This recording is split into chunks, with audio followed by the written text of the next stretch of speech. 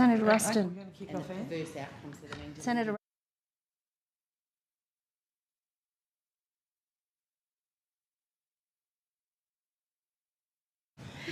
All right. Good morning, everyone. Thanks very much for being here today. I declare open this hearing of the Senate Community Affairs References Committee inquiry into the transition of the Commonwealth Home Support Program to the Support at Home program. I begin by acknowledging the traditional custodians of the land on which we meet and pay my respects to their elders past and present, and I extend that respect to Aboriginal and Torres Strait Islander people who will be joining us today. The committee will be conducting today's hearing via video conference and in person. I'm Senator Penny Orman-Payne, and in the room I have with me Senators Askew and Ruston, and Senator Collins by tele and video conference. These are public proceedings being video streamed live via the Parliament's website, and a Hansard transcript is being made. I remind all witnesses that in giving evidence to the committee, they are protected by parliamentary privilege. It is unlawful for anyone to threaten or disadvantage a witness on account of evidence given to a committee, and such action may be treated by the Senate as a contempt. It is also a contempt to give false or misleading evidence. Witnesses also have a right to request to be heard in camera. If a witness objects to answering a question, they should state the ground upon which the objection is made, and the committee will determine whether it will insist on an answer, having regard to the ground which is claimed. If the committee determines to insist on an answer, a witness may request that the answer be given in camera. I remind senators of their obligations under the Behaviour Code for Australian parliamentarians to treat witnesses with dignity, courtesy, fairness and respect. And I remind committee members and witnesses who are appearing via video conference and who are not speaking to please mute your microphones. I now welcome representatives from Meals on Wheels Australia. I understand that information on parliamentary privilege and the protection of witnesses giving evidence to Senate committees has been provided to you. For the Hansard record, could you please state your full name and the capacity in which you appear today? Sure. My name's Claudia Odello. I'm the CEO of Meals on Wheels New South Wales. Thank you.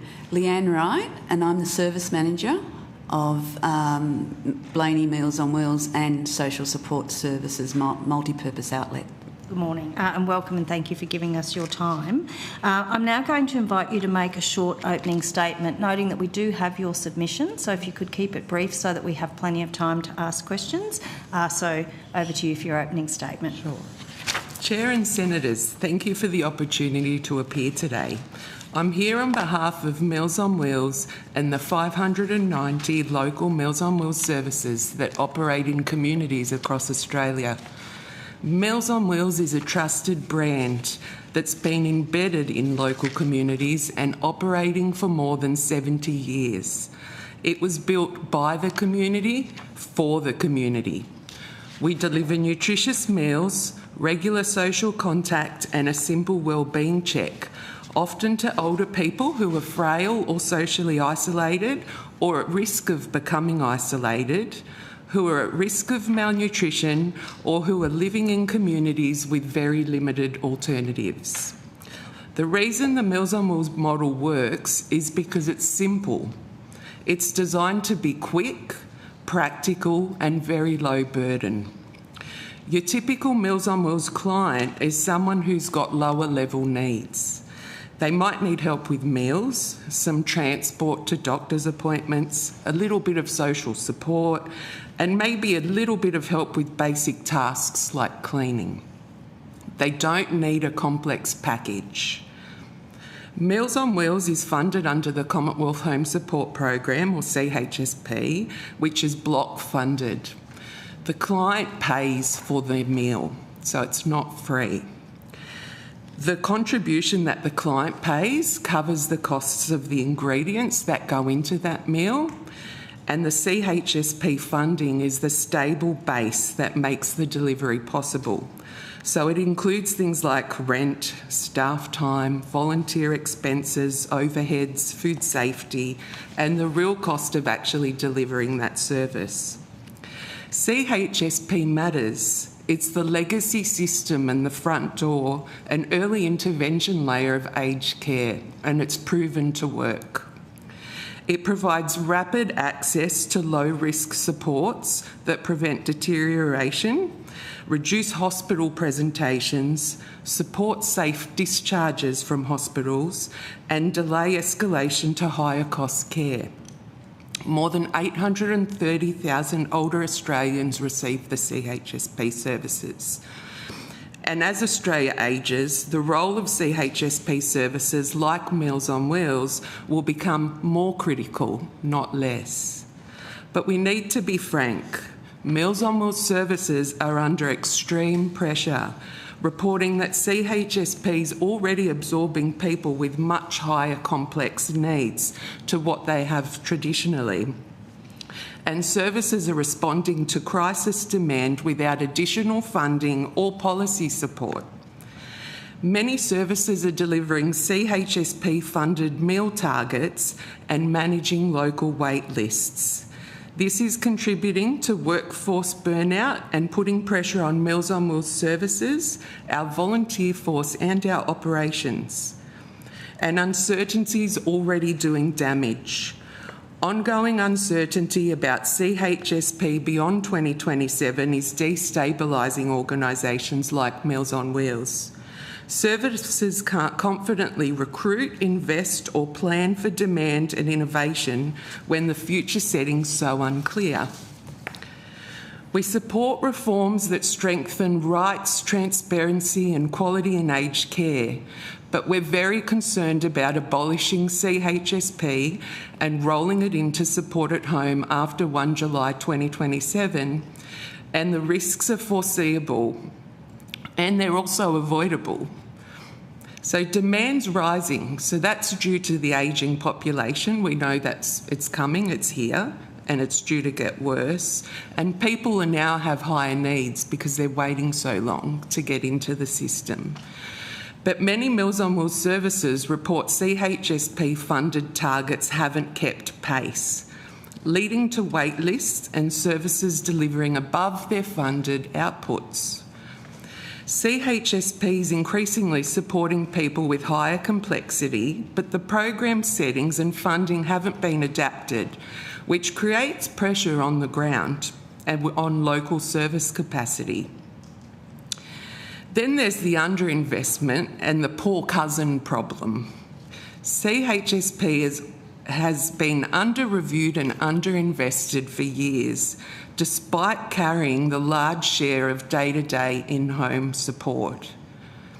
There's no contemporary funding model, with many providers arguing the funding model hasn't had a major modern review in over a decade, despite rising costs, compliance expectations and demand. Then there's volunteer and workforce strain. So service growth resourcing contributes to burnout. Recruitment, retention issues and pressure on staff and volunteers with so much additional red tape for them just to be able to deliver a meal in their local community, remain connected in their local community and engage in the social element of Meals on Wheels, benefits the client and the volunteer as well. So we shouldn't forget the volunteer and the impact it has on them. Then there's thin markets, and Leanne comes from a thin market service, so we'll be able to speak to that a little bit more. And in rural and remote communities, there are no other options. So Meals on Wheels is at the heart of those communities. It's where people knock on the door first to find out where to go, what to do, and how to access support. So Meals on Wheels services carry fixed costs, and without stable, adequate funding, they can't maintain reliable delivery or scale to meet the needs of people coming through the system.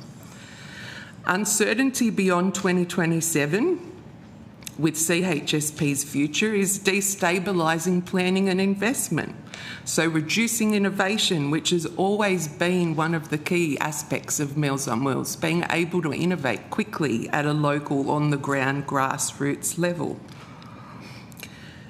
Sector support and development funding, there's also uncertainty around that. That funding comes out of the CHSP bucket, and it's a group of workers who are funded to actually build capacity of these local small CHSP organisations in communities around the country.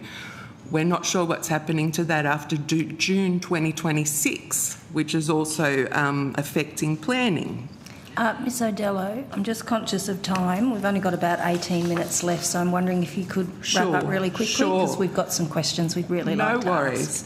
So our core recommendation's really straightforward. It's the government should commit now to retain and expand CHSP beyond 2027 as a separate program that complements support at home. That commitment must be backed by growth funding, a funding model review and thin market protections. And we need immediate action now to funded targets. Older people need meals quickly, locally and reliably, and Meals on Wheels has been doing that in Australia for over 70 years. Thank you. Thanks very much, Ms Odello. I might kick us off. First of all, thank you very much for appearing today, and thank you for the services that Meals on Wheels provides. I know it's a vital lifeline for many older people in our community.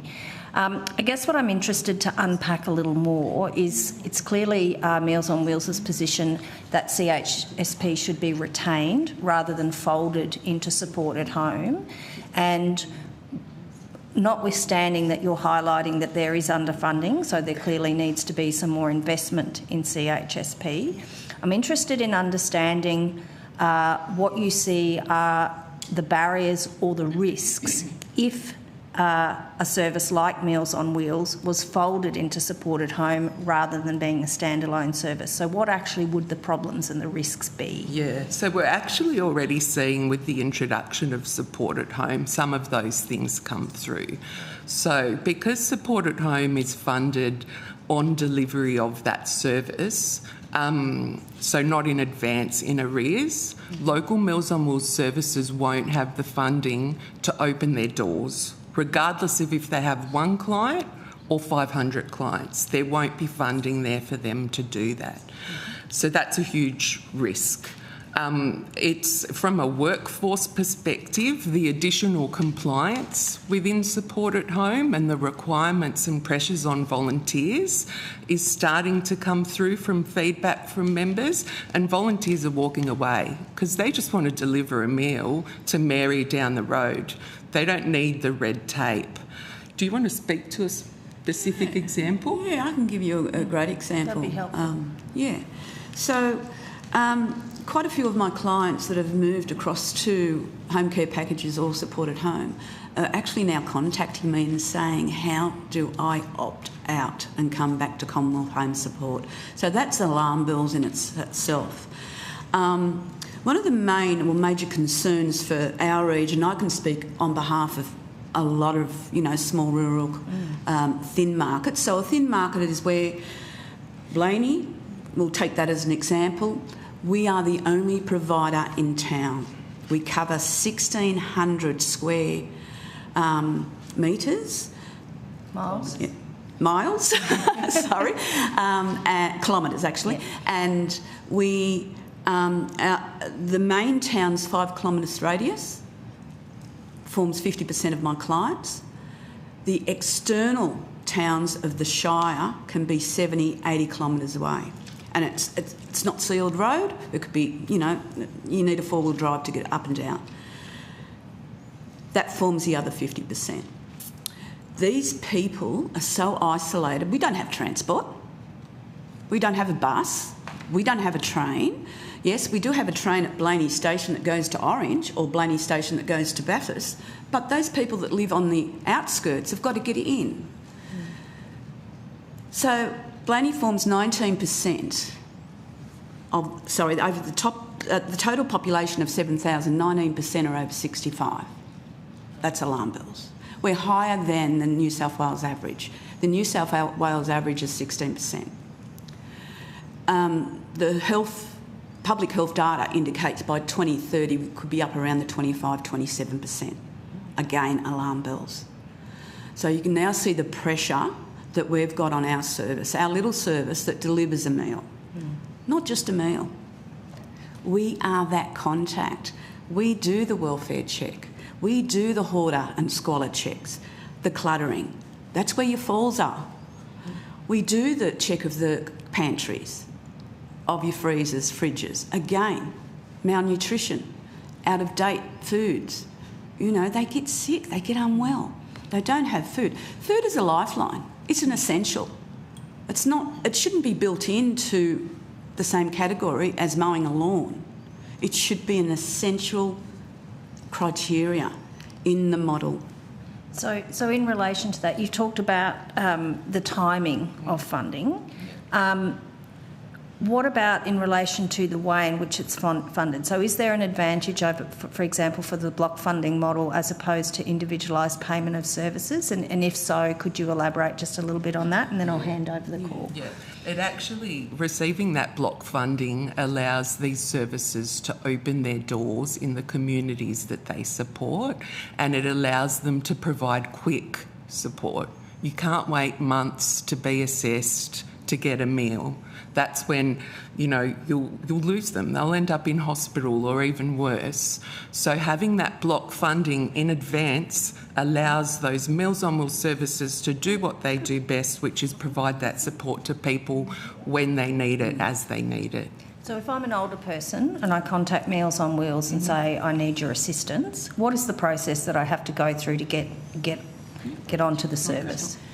Great question. So currently the model is that the client must be registered with My Aged Care.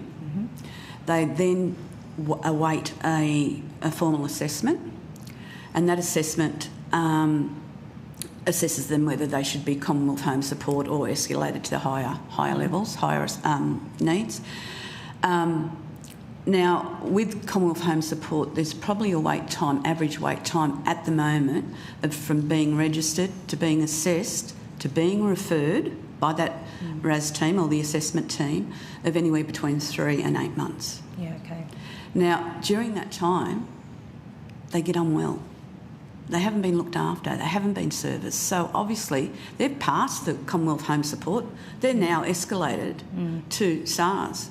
Can I just get a clarification? Is that since the new Act was introduced? Was it a simpler process before the new Act, or that's always been the case? But Meals on Wheels services, if someone calls them and says, I need a meal, or if a hospital needs to discharge somebody and they need meals urgently, that service will bend over backwards and get a meal out to that client same day or next day. It's at our cost though. Correct. Yeah. But we do it because we care for the client. Yeah, okay. I'll hand over the call. Senator Ruston. Just to that end, so if somebody hasn't gone through the assessment process, are they still able to get access to Meals on Wheels services if they just pay? Yeah. Yeah. And how often are you servicing people who just are either on a waiting list or just have decided they can't be? So currently I've got 7% waiting sitting there waiting to be assessed. No. How many people are you servicing? So you are servicing those 7% whilst they're waiting. So all you're getting back from them you charge them for the cost of the food, and you charge them the same price as they would charge. No, Commonwealth home support is subsidised. Yep. They would be paying the full rate. However, we don't apply that. We apply the Commonwealth home support rate. Okay, so for all intents and purposes, the person who's receiving your services is only paying the same as somebody who has. You're absorbing that into your administration That's cost. More of an in-kind thing. Yeah. So how often do you, when you're providing a service to somebody, the only service that they're receiving is actually assistance with meals? Is that very common, that it's just the meals they get? Yeah, there's quite a few out there that just receive the meal. Okay, when you say quite a few, I mean, would it be 1, 10%? Oh, well, I'd say with our caseload, you're probably looking about 30%. 30% are just food, so they're just receiving the Meals on Wheels services. Okay, so in that sense, there seems to me to be a sort of situation where it's completely inefficient to provide the services in many instances that you're providing by any other means but block funding. So first of all, you've got a situation where you're providing services to people that haven't been assessed because they might be waiting for an assessment or waiting for an allocation, but you're also only providing services to a large number of people who are only receiving your services. So, I mean, to add an administration fee to each and every one of those, it'd be crazy. It sounds like the reverse engineering that's going on with the NDIS with Thriving Kids. Thought it was a good idea until they implemented it, and then it wasn't, so we need to avoid that. Okay, so just in terms of your interaction as Meals on Wheels with the government at the moment in relation to what's happening about the transition, what interaction or what advice have you had from the federal government or from the Department of Health and Aged Care around what is actually happening over the next 18 months? So there's been very little in terms of any clarity of what's going to happen in the next 18 months. We keep hearing that CHSP will fold into support at home no sooner than the 1st of July 2027, and that's what we've heard. We've written to the department, spoken to the department on multiple occasions for clarity, and we get very vague and ambiguous responses, so we have no clarity. Okay, so for all intents and purposes, you've not received any correspondence or information that would suggest that the government is considering the concerns that are being expressed, not just by you, by the way. We've had many submissions, and obviously there's been a lot of concern about the impact of removal of CHSP. You have had no indication that the government's considering any of those concerns. They still appear to be intent on getting rid of CHSP. Correct. Okay. So in terms of your understanding and funding post 2027, have you had any advice or any directions in terms of how that funding will occur, or you're just assuming you're going to have to be a supported home provider? Correct. Yeah. So you provide meals to support at home as well as CHSP? We do. So nationally, all of the Meals on Wheels services, there's about 590 of them. They're all independently run, and the majority are associated providers for the support at home program. Yeah. So in terms of the administration of your clients that are on support at home and the cost of the administration of your clients that are on CHSP or you're providing a private service to, what's the difference in terms of the administrative burden on the two?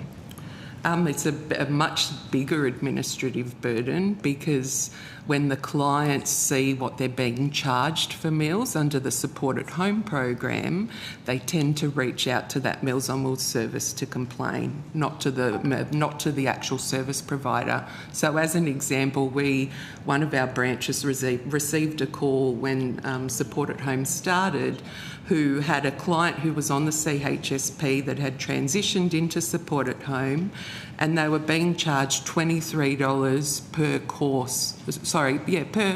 For each main, entree, dessert. So $69 for one sitting. I'm sorry? $69 for one sitting, a lunch, that they used to purchase directly from that Meals on Wheels provider in their local community for about $10 to $12. So the amount of complaints and inquiries Meals on Wheels services are getting locally, I'm hearing, are through the roof. And it's not just an isolated example, it's happening across the board. So in terms of the determination of that $69 or whatever it happens to be for that meal, who determines the charge for that? The provider, the Support at Home provider. Okay, so they each have their price list. Okay, so I'm the Support at Home provider.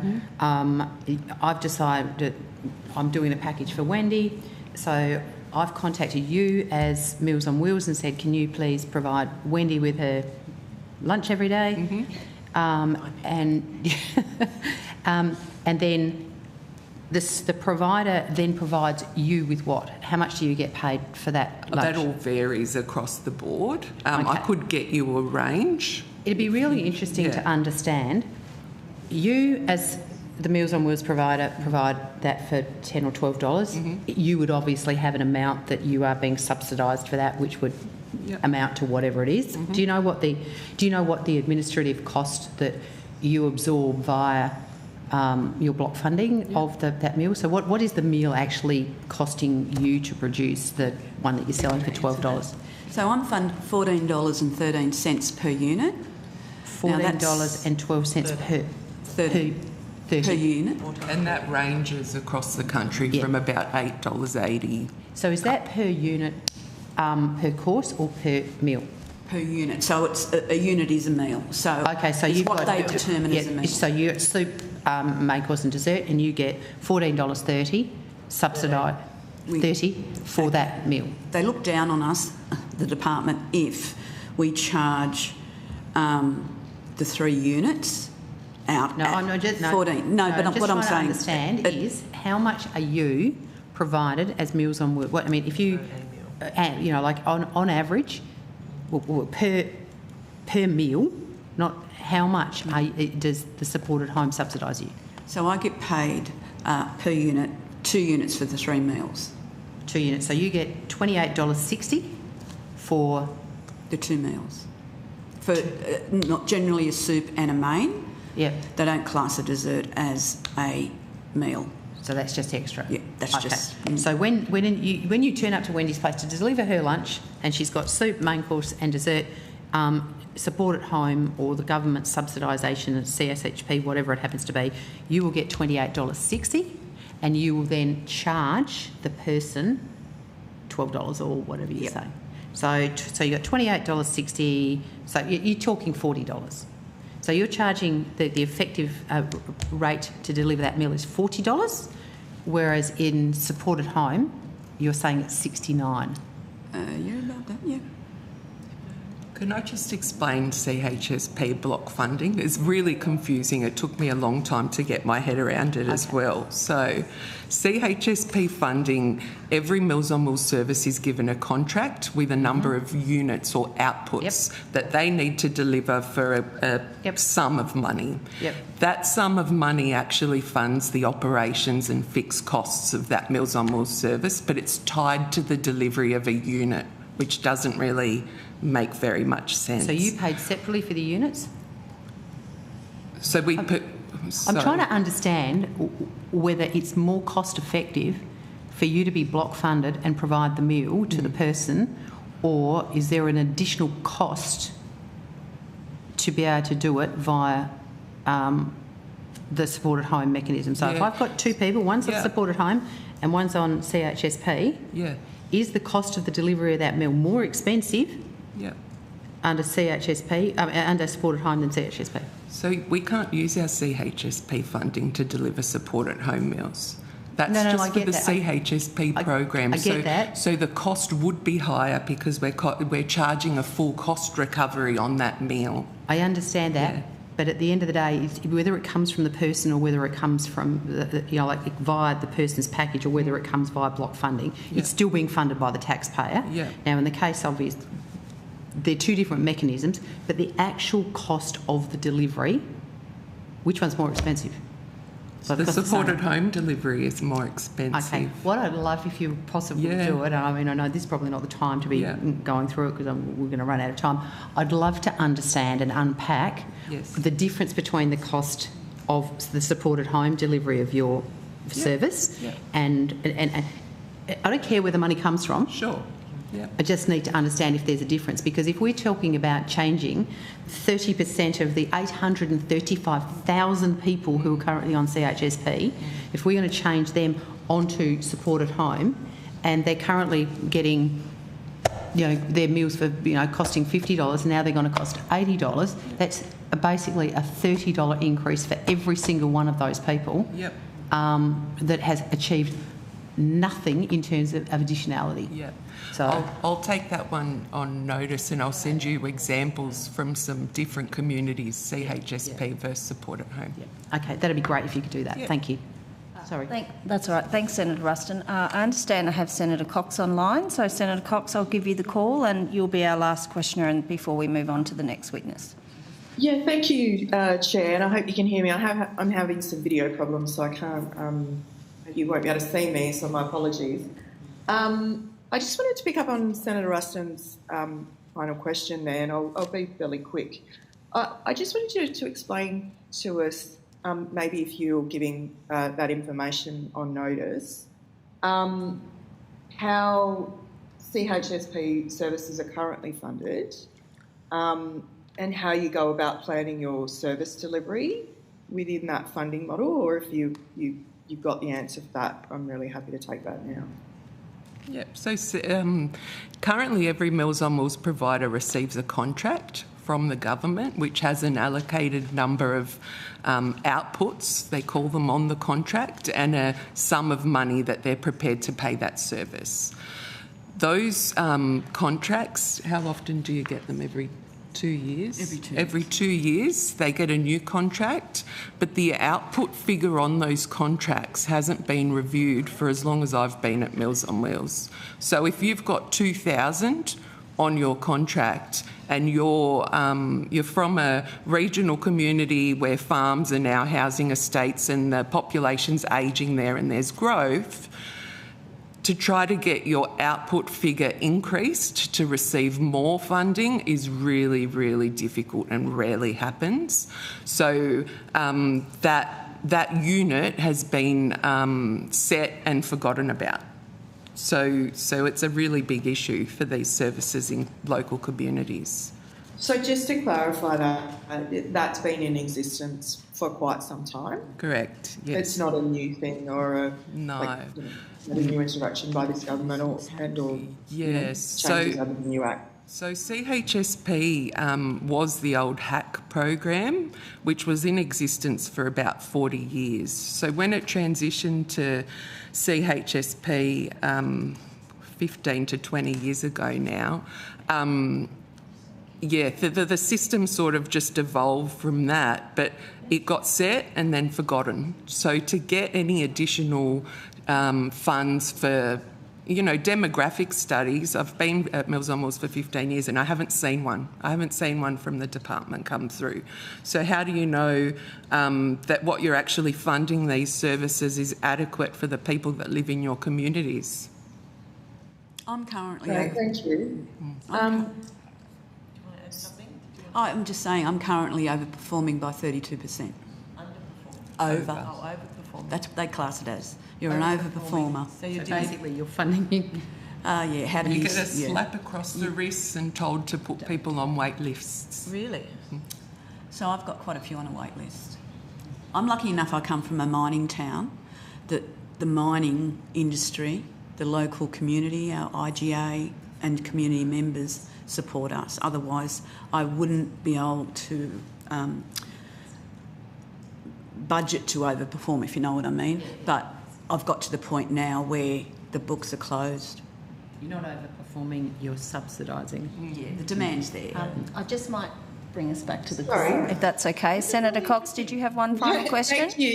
Thank you, Chair, for your intervention. I wasn't quite sure if I still had the call to continue my questions. On that topic then, do you make use of your co-contributions with respect to the funding of CHSP services that you provide? And can you explain to us a little bit how that system works currently? Yeah. Do you want to talk about it at a local level? So how you use the money you get from the meals from the clients? So the funding is actually a lot lower than what it costs to, put that meal out, deliver that meal. Currently, our local meals are $16.17. That's the cost, the overall cost. We're funded for $14.13, so there's obviously a true loss there. Our out-of-towners, which, as I said, can go up to 70 k's, a return trip of 140 kilometres, that sits at nearly $20 a delivery. So it's quite concerning that how are we going to sustain that?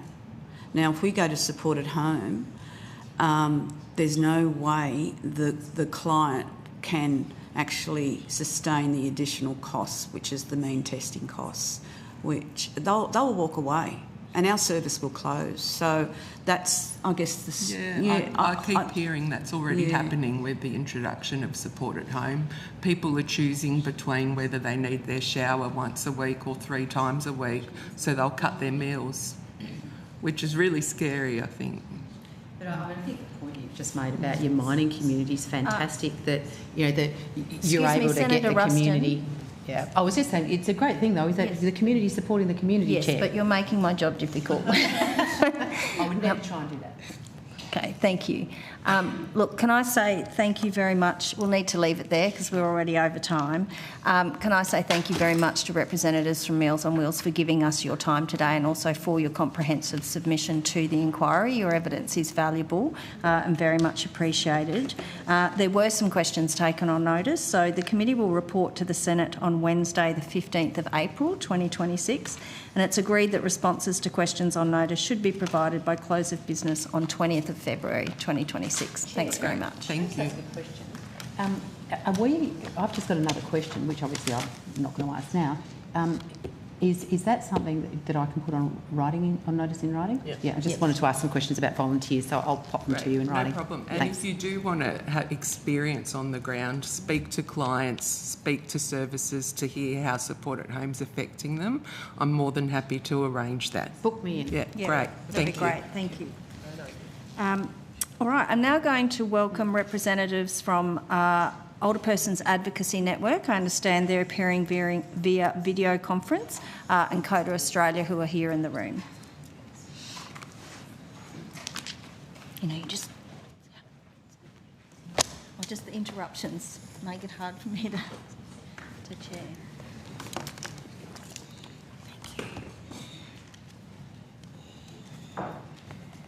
Thanks very much for appearing before the committee today. I might just check, do we have OPAN online? No, so we're still waiting for them? Yes, Craig Gear, Senator from the Older Persons Advocacy Network online. Oh, good. Thanks, Craig. Okay. I understand that information on parliamentary privilege and the protection of witnesses giving evidence to Senate committees has been provided to you. For the Hansard record, please state your full names and the capacity in which you appear today, and I might start with Craig online and then I'll come to the witnesses at the table. Craig Gear, the CEO of the Older Persons Advocacy Network, which delivers the National Aged Care Advocacy Program on behalf of the Department. Thanks very much, Craig. And at the table, starting on my left. Corey Owen, Deputy Chief Executive, CODA Australia. Patricia Sparrow, Chief Executive Officer, Council on the Ageing Australia. Good morning and welcome. I'm going to invite each organisation to make a short opening statement, conscious that we only have a short amount of time with each witness, so if you could keep them brief so we do have time for questions. So I might start with Mr Gear online. Thank you, Senator, and thank you, Committee, for having us appear today on this important topic. Look, we've consulted widely with our member organisations, advocates and older people in preparation for this, and I have to say that in summary, the views are mixed about the future of CHSP and the integration. Some people have emphasised that there's a lack of choice and control. There's limited service availability at the moment and there's access problems affecting CHSP, and those people have supported it being fully merged into the supported home program. But others have emphasised that the long waiting times, the admin burden and the financial impost of the supported home, and they are supportive of keeping CHSP or some other separate program running in parallel to supported home so that older people would have choice about what program fits them. But as a general summary, OPAN does support a greater integration of community-based aged care programs as recommended by the Royal Commission.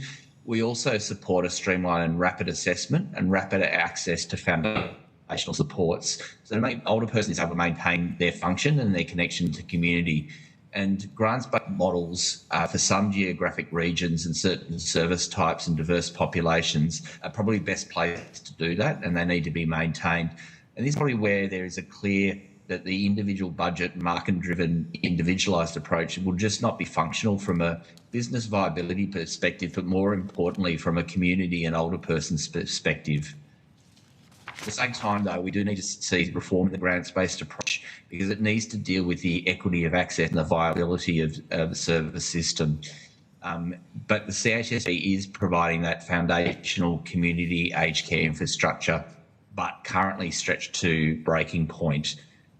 We're calling for greater access and equity of access and greater quality and oversight of CHSP services.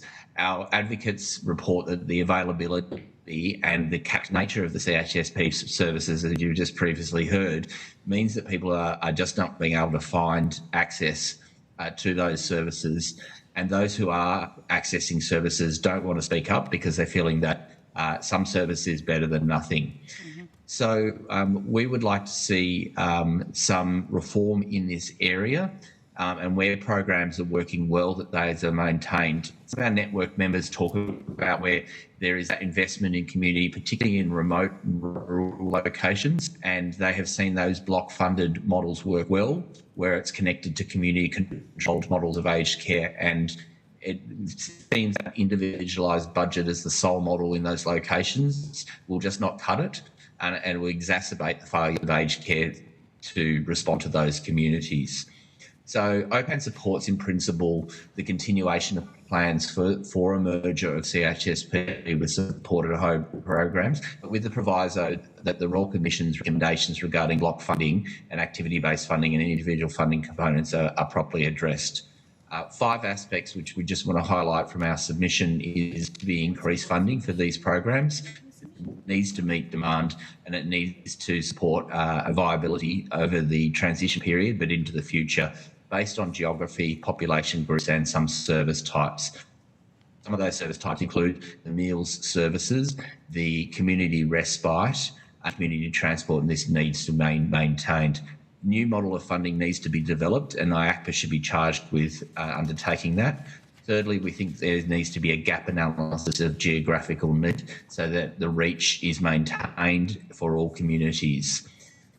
Separate funding stream for service provision for Aboriginal and Torres Strait Islander communities, especially in regional and remote locations, needs to be developed. There needs to be improved system entry and navigation, and we need to really retain and enhance options for direct service pathways so these services are easy to access and can be accessed in a timely fashion. We also emphasise that there should be implementation of the Inspector General's recommendations in relation to My Aged Care. A really clear staged timeline is required, and there must be co-design for those communities that are affected. Finally, fixing the issues in relation to the viability and affordability of any co-contribution model has to be addressed.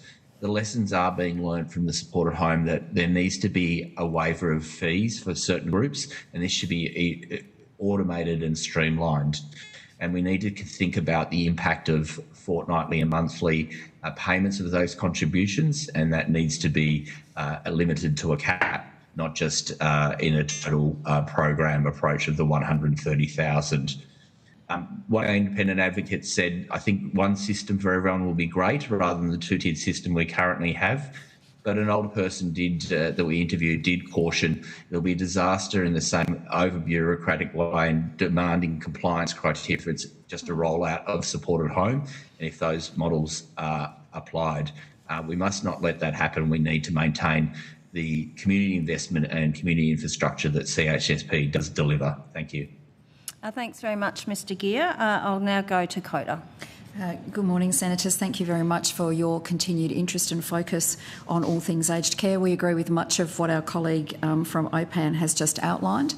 We remain committed to achieving a rights-based aged care system, and that would include an integrated home care service, but it needs to ensure that older people get the care and services they need from low level right through to more intensive levels of care within 30 days of them applying for services. It needs to deliver a continuum of care that can be scaled up and down to meet people's needs. It needs to be easy to find and navigate. It needs to be quality services, affordable services with transparent pricing, and it needs to be flexible and responsive to individual community need. There are definitely positives of the CHSP program, like the range of different services that you can get, like that it's got a localised base and there's great community involvement. But there are still negatives. It's a postcode lottery in terms of the types of service you might be able to get. They're unevenly distributed and there are widely different fee regimes in place. And there are also hidden wait lists, so no one really understands how long it might take them. We get older people telling us they get excited, they get an assessment, they think they're going to get a service straight away and then they wait, but there's no clarity around that. We can't really look at an integrated program without having though, a clear published transition plan. I think we should learn from Support at Home. So we think that in the 2026 budget there should be a plan announced that outlines the clear participant outcomes that would be delivered by creating the program, that identifies phases and readiness conditions for providers and government to make the move, and that they're publicly reported on.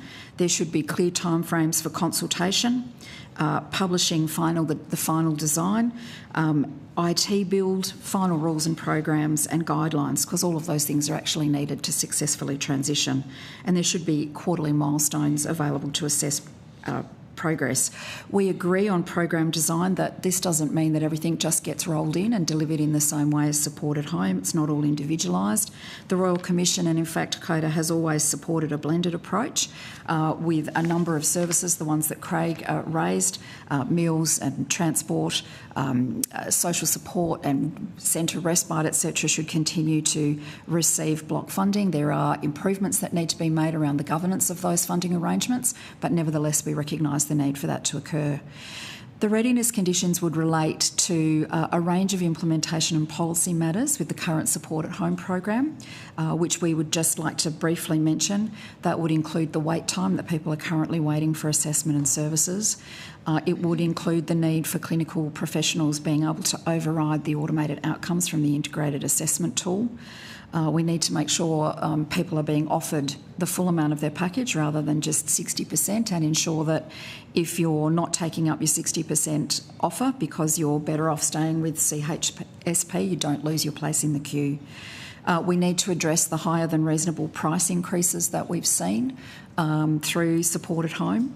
And we need a stronger regulatory response where the prices are proven to be unreasonable. We need to make sure that prices are published in the way that they were promised to be, and while improvements have been made, we're still not there yet. Self-management needs to be much better supported in an integrated program, and we know that without the extra costs, Meals on Wheels colleagues were talking about that, but we launched our State of the Older Nation report this week, which I hope many of you have seen, which does point out that a quarter of older people are living in poverty. But nevertheless, we've got another avalanche. We talk to older people every day. We've got another avalanche of examples. We think it's really important that one of the preconditions is that people can go through multiple providers rather than tying everything into one provider. And I'll give you an example that came to us this week. We had a support worker contact us after hearing our chair, Christopher Pine's address, saying that she's concerned because she would charge a client $40 per hour directly. But if she was directly dealing with the individual, but through the Support at Home approach, which can only be through one provider, the price that's actually charged to the client and the package is $100. So it's a $60 increase because of that. So we need to make sure that those things aren't occurring. It's not affordable for the individual and it's not affordable for the taxpayer. So we do need to look at price caps and affordability overall. We would also say that we need to make sure that personal care, particularly showering, is addressed and should be treated as a clinical care service. So really we want to say design can't just be about everything rolls into Support at Home and it's rolled out of Support at Home. We need to address the issues that we've got with Support at Home. We need to have really clear timeframes and outcomes that we want to achieve. And we think that's the best way forward with this matter. Thank you. Thanks very much for your opening statements. I might kick off and then I'll go to Senators Ruston and Cox, and if we have time, Senator Askew. In reading through the submissions that have come into the inquiry, a couple of them that stood out to me. One was the Australian Human Rights Commission, where they said that they were very concerned about a wholesale roll-in of CHSP into Support at Home, and also the comments from the Inspector General, who basically said there's been no transparent modelling. We haven't seen what we're actually going to gain by putting CHSP into Support at Home. And just touching on some of the points that you've both made in your opening submissions, you've highlighted that there are access problems with CHSP, which we've also heard from Meals on Wheels is because there's been an underinvestment. But I've also heard that grants-based models are good, particularly in thin markets. I've heard that there are concerns around wait times and pricing in Support at Home. So I guess I'm really keen to unpack and understand why it is that you're looking for this integrated model, which is effectively what the government has said it's going to do, rolling CHSP into support at home, when it sounds to me like there's actually some things that could be fixed in CHSP and with some more investment that would actually mean we actually had a good complementary service to the other, particularly given the things which we will unpack in our other inquiry. But, you know, there's clearly issues with support at home, and so I'm interested to know why you're still moving towards this idea of an integrated model when it would seem we have one that if we actually just fix the problems in it, it's actually a pretty good service. So I might go to Mr Gear online because I can see you've used your hand emoji, and then I'll come to the witnesses at the table, and then I'll pass on the call after that answer. Thank you, Senator. Look, at the moment, it is a lottery, and we have advocates ringing around for hours each day trying to find a service provider who may have a wait list, let alone availability of service. So this does come back to there has not been the update of any modelling in relation to service need and service location. And so it does make sense that gap analysis happens to actually know what we need in those locations, and still tying it back to particular cohorts, geographic population groups, or service types, as we've talked about before. But without that modelling, that is correct, we don't actually know what's needed. Though what should be able to still happen is a really ready access to those services, but it to be transparent about where the locations of those services are available, and that is not there at the moment. It is literally getting on the phone and ringing around and spending hours of frustration for advocates, but more importantly for older people and their families, where they'll get an answer that there is nothing available because the demand modelling has not been done and the future investment has not occurred. Thank you. I guess the point I'm trying to understand, though, Mr Gear, is I accept that that's the case. I guess my question is, it would seem to me that what's being advocated for is that if we roll CHSP into support at home, that's going to fix the problem. And I guess the question I'm asking is, would it not be the case that the government could do that modelling and mapping and then actually invest in CHSP to make sure that those entry-level services are available much more readily and quickly? I guess that's what I'm trying to understand as to why we think rolling it into SAH is going to fix it. And I think... Yeah, I think at the moment we have... Sorry.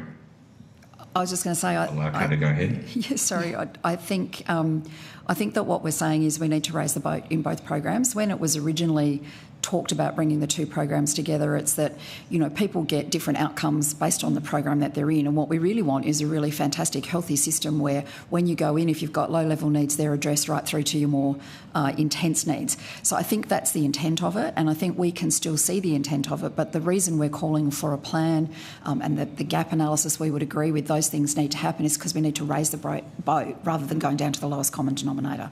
But we still think at the end of the day, rather than having two pathways resulting in different outcomes when many of the same services are delivered, we should be trying to raise the boat to make sure that we've got one program that you can access when you first need services, and we totally agree there needs to be a way locally. I mean, whether or not we could do something like on the ground, there could be an immediate kind of assessment by a health professional who's on the ground that can go forward. I mean, we understand you have to be a delegate of the department to be an assessor, but maybe there's something that could be collected locally and put into the system to streamline that, because we don't want people waiting for long. But I think it's still basically addressing the issue of having two systems, delivering the same kinds of services to the same kinds of people with different outcomes. I do note that there is some information in the submissions that talks about the much greater efficiency of CHSP, like the cost of CHSP compared to support at home seems to be astronomically different, but that might be something that my other colleagues go into, I'm not sure, but I'm conscious of time, so I'll pass on the call, and if we have time, and can I just make the comment, we received an extension for our submission, so you won't have one from us until next week, and we'll go into some more detail in our submission around some of the issues that might get raised today. Great, thank you. Senator Ruston. Yeah, look, just to get some clarity from your opening statements, I didn't get any clarity really as to whether you think that continuing with some form of block-funded community-based, community-generated support services or aged care services a good thing or a bad thing? I should have made it really clear. We think that needs to continue for services, particularly those that are centre-based, volunteer-based, socially based services. The Royal Commission outlined that. That's been CODA's position all along. I think people sometimes think that it should all be individualised. That's never a position that CODA Australia has held. Yeah. We do think that there needs to be improvements. We would agree as well, particularly... Sorry, we would agree as well, particularly those remote locations where you just will not have the population density to be able to maintain a model, but also you won't have that community controlled aspect to it as well. Now, whether that's a separate stream for community controlled that is grant funded, or it's a blended model to allow people the same choices in those communities as well. But it does need maintaining of grant-based funding, block funding. Yeah. But I suppose my point being, I'm a little confused as that you are advocating quite clearly for an individualised service, but at the same time advocating for block-funded community-based services. I mean, I get that your absolute core principle in both of your organisations is about making the individual, the choice and control of the individual, the centrepiece of that, and I don't think anyone would disagree. But I'm just trying to understand, whether you support the idea that block-funded, community-based support services are able to continue, because if you're saying everyone goes into supported home, that's not what it is. Well, no, we think that an integrated program would need a blended model of funding. So we think there would be some services that would be individualised and there'd be some services that would be block-funded. But how does the individual get access to it? So you've got person, yep. They've got a supported home package. Yep. So... Well, no, I want to go in as a person and have an assessment. Yep. And I want services to be, I want it to work, the assessment to work out what services I need. And they might be Meals on Wheels, which would be block funded through a local provider, and it might include some other things that would be individualised to me. And I might want to be able to attend a social support program. And there are some weird things that go on between CHSP and support at home and cross-charging between providers about going to a daycare service, for example. Yeah. And we want to get rid of that. So we just want it to be, I go in, I get an assessment. I don't care whether it's coming from block funding or individualised. I just want the services that I need. So we're arguing for a blended model. Okay, so right, that probably makes a little bit more sense. I suppose the other, following on from your comment, Mr. Gear, around the thin markets, rural and regional communities, why are we so obsessed in saying that community sort of service organisations are sort of some thing that you have only when you've got shallow markets or you're in rural and regional Australia? I would have thought that half the problem we've got at the moment is the fact that we are not incentivising or even recognising the value of community supporting community. And if we keep saying, we're only going to worry about it if it's in rural and regional areas, or we're only going to worry about it when it's shallow markets, instead of actually making community supporting community the centrepiece of how we actually respond in this country. It just worried me that you... I'm with you. I'm sorry if you've taken that from what I said. No, it wasn't you that said it. It was Mr. Gear that said it. Okay, I'll shut up then. Yeah, I was actually speaking to Craig. And that was the comment that you made in response to my question. And it was a concerning... I mean, I'm sure you probably don't think that way, but it was concerning that that's where you went to in your commentary.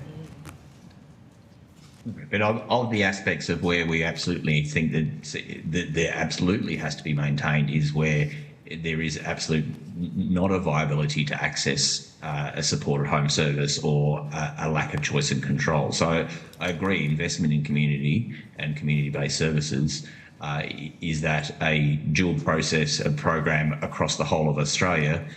Is that affordable? Is it based on the level of need and foundational need? But continued investment in community. We see that the day therapy centres, the social supports groups, you will not get those on an individual funded basis. They won't be able to be maintained.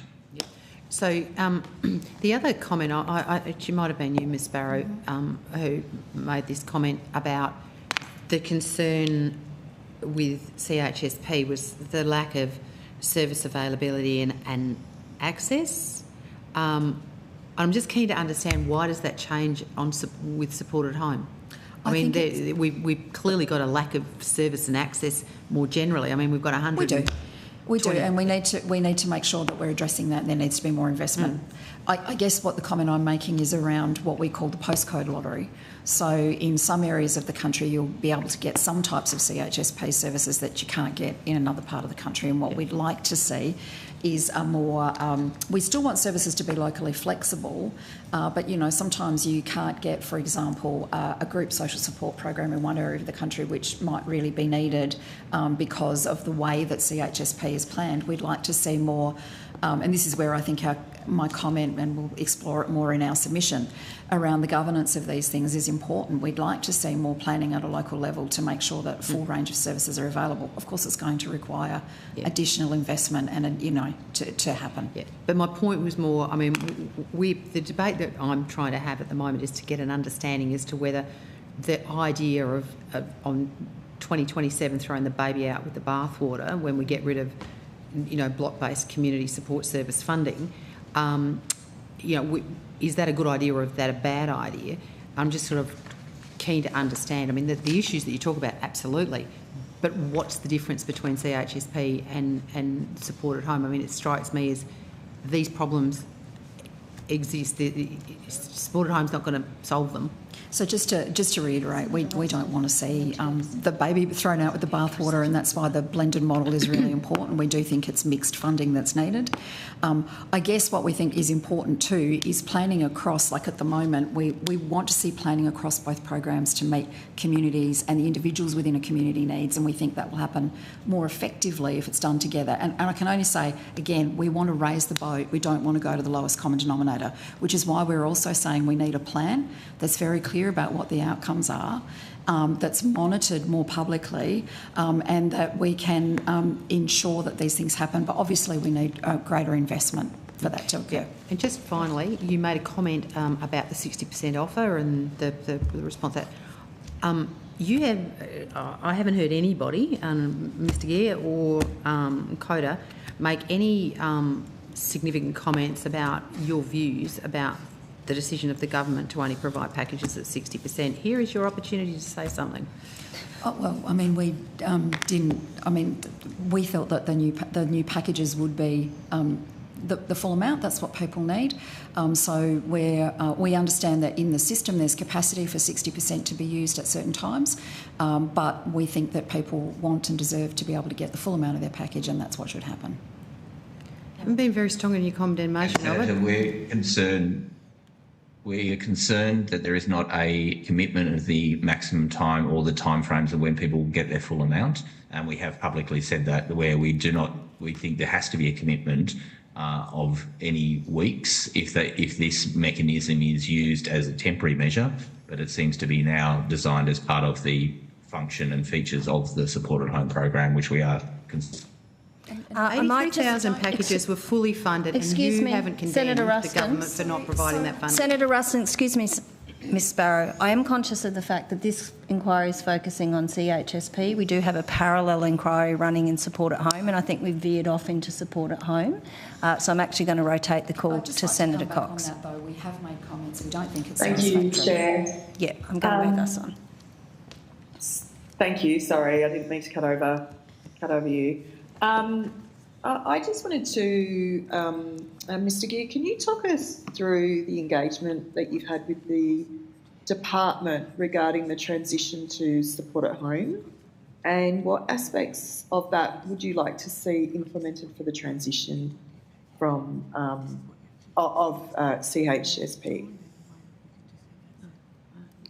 With the support at home transition, and obviously the commencement of the New Aged Care Act, there was engagement with our organisations, both CODA and OPAN, on a regular basis to input to communication materials.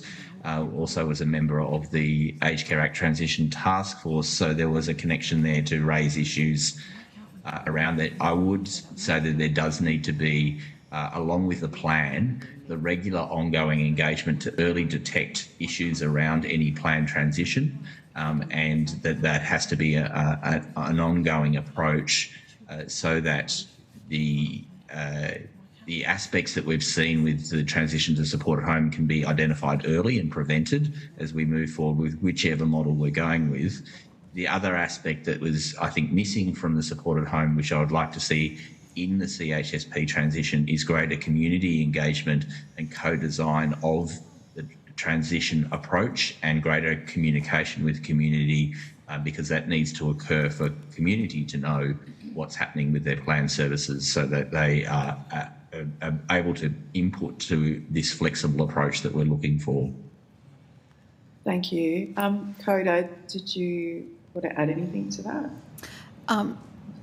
I didn't have anything to add. Corey, did you want to add anything? No. Look, I think one of the important things to consider when the department outlines its transition plan is how will it actively engage, not only in the design at the beginning, but also in the education once decisions are made. It felt a little bit like an afterthought in the sequence of events of when things were handed out for older people. And still today, sometimes they don't fully understand the new support at home, for example. We need to learn from that experience. We need to communicate it better. We need to strive for more level 9 plain English kind of standards and get that into the transition plan so that it's built in from the beginning, starting early, rather than, oh my God, we're running out of time and just ramming it through, which feels like what happened this time around. Thank you. And this is probably a question to both of you. I know that there's been a lot of conversation around, what people might see as the negative aspects of that, but what benefits do you both see that there could be for older Australians having the CHSP transition to support at home? I guess our earlier commentary about trying to make sure that we get good outcomes across the board for people, but as we're also saying, there needs to be a series of adjustments made. We can't just roll it into support at home. We need to have the issues addressed, and that's why we think having that plan is really important, addressing the issues and raising the boat rather than going to the lowest common denominator is needed. But there's work to do. It can't just be rolled in. That won't solve it. What we hear, Senator, is that the current system order has been maintained up until the start of the Act, was where there were 2 pathways to entry. There wasn't an easier way to transition to, but one of the advantages of these really foundational supports was that people could get them in a more timely fashion rather than the long wait for packages.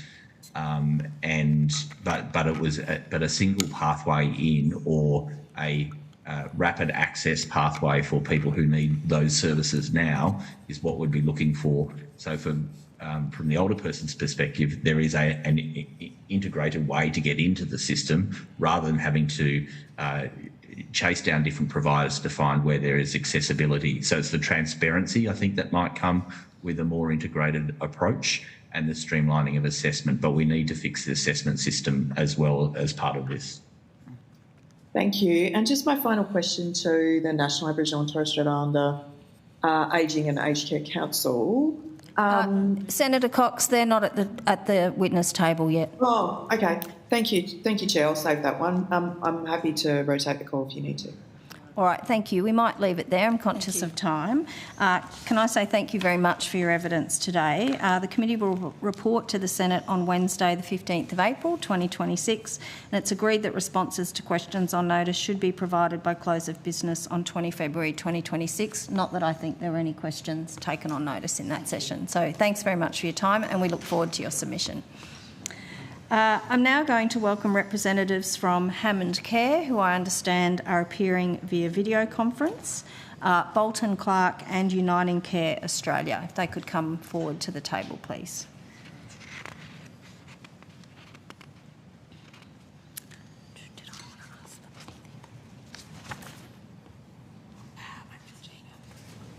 And this is Maria.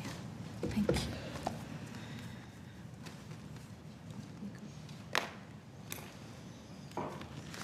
I'm going to ask one question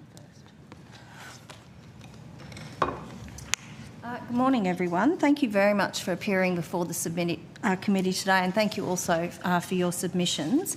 I understand that information on parliamentary privilege and the protection of witnesses giving evidence to Senate committees has been provided to you. For the Hansard record, please state your full names and the capacity in which you appear today, and I'm actually going to start with Hammond Clark online.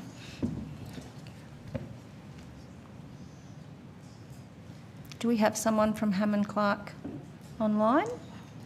Hi, this is Marcella Crasco. It's Hammond Care. Thank you very much. And at the table, starting on my left. Tim Hicks, Executive General Manager of Policy and Advocacy for Bolton Clark. Georgina Watson, Head of Policy, Uniting Care Australia. Maria McLaughlin-Rolfe, Group Executive for Aged and Community Care Services of Blue Care in Queensland. Thank you very much for appearing today. Conscious that there's a number of witnesses and we don't have a lot of time, so if you could keep your opening remarks really brief so that we do have time for questions. And I might start with Hammond Care online. So, Ms Karakuso. Thank you. So, Marcella Crasco, I'm the Executive General Manager for Hammond Care Home Care. We provide services across the state, the country, both aged care, home care, health and hospitals with a specialisation in dementia and palliative care.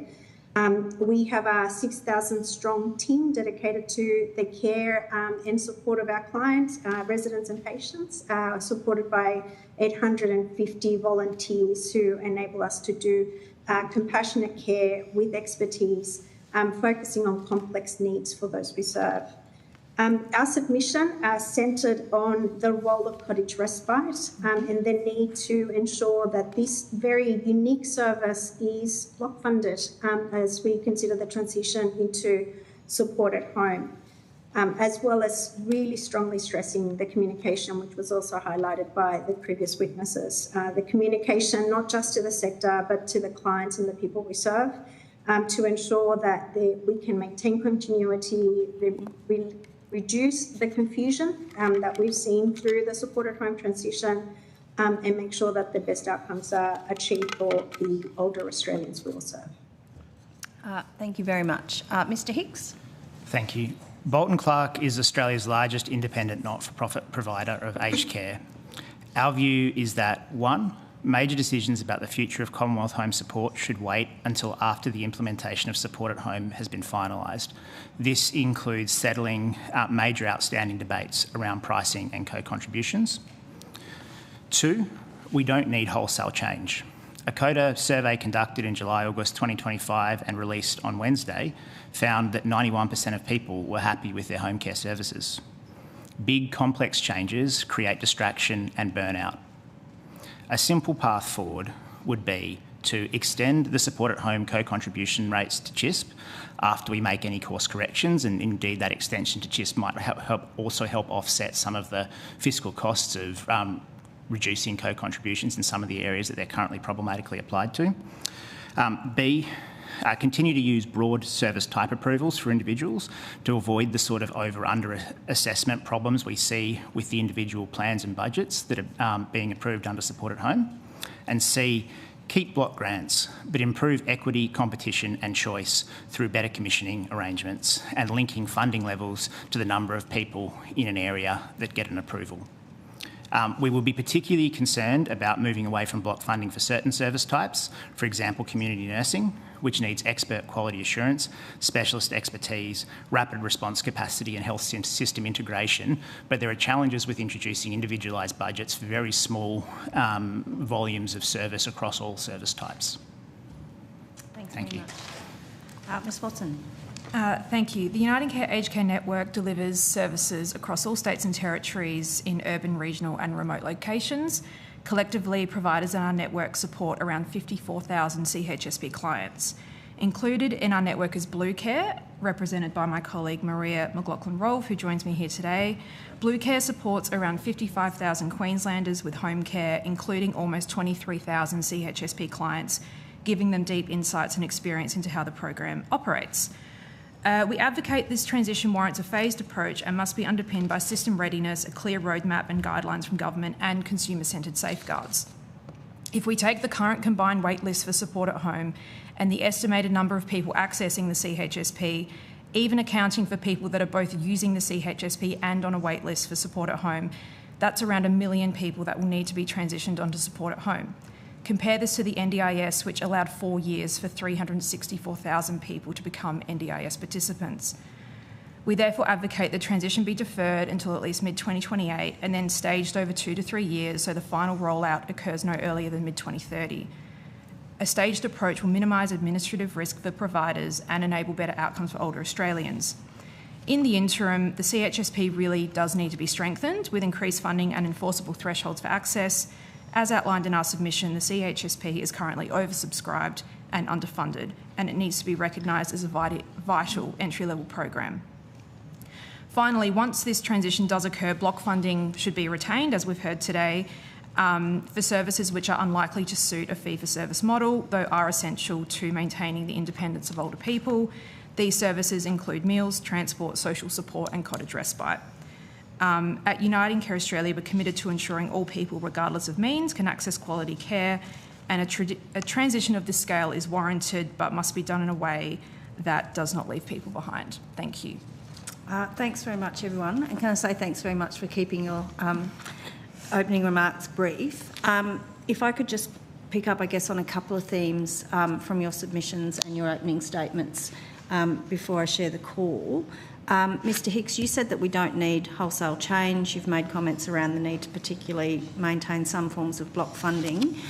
Ms Watson, when I looked through your submission, it talks about some of the really important benefits to CHSP and block funding, the fact that it might not be viable if it goes to a fee-for-service model. Also note your points, which you and other submitters have made, though, that CHSP has been underinvested in.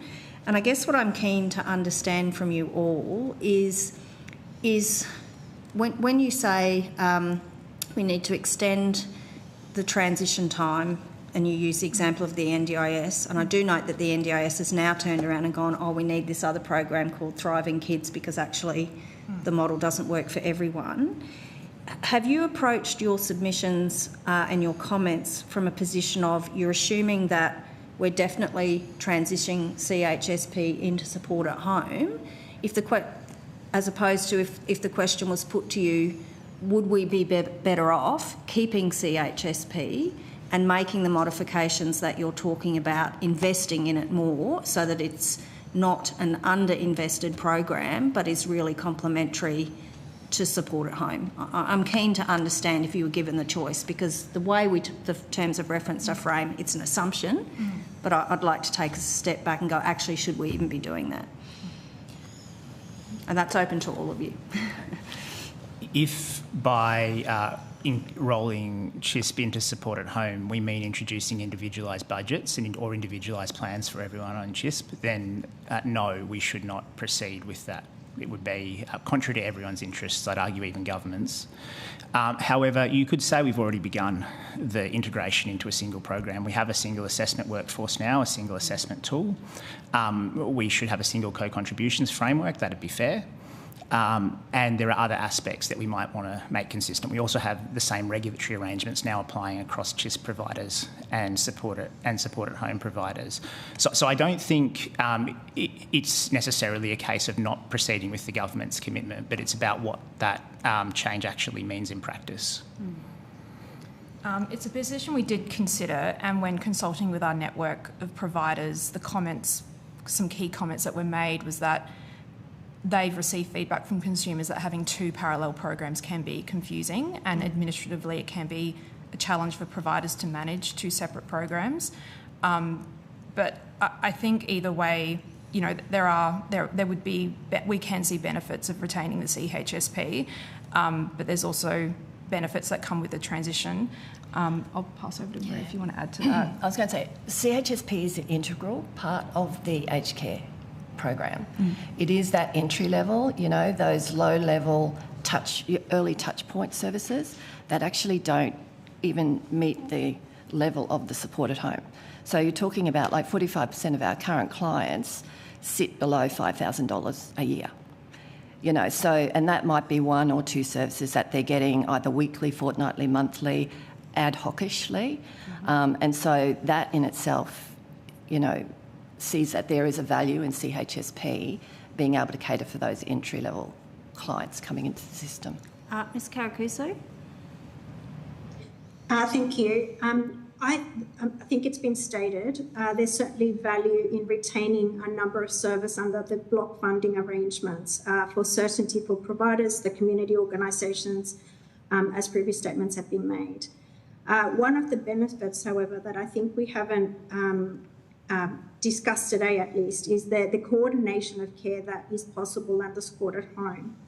And having the distinction between true entry-level care requirements and how we can continue to provide that under a CHSP type model, while making sure that we are providing the right level of coordination for people who are on those more complex ends of care.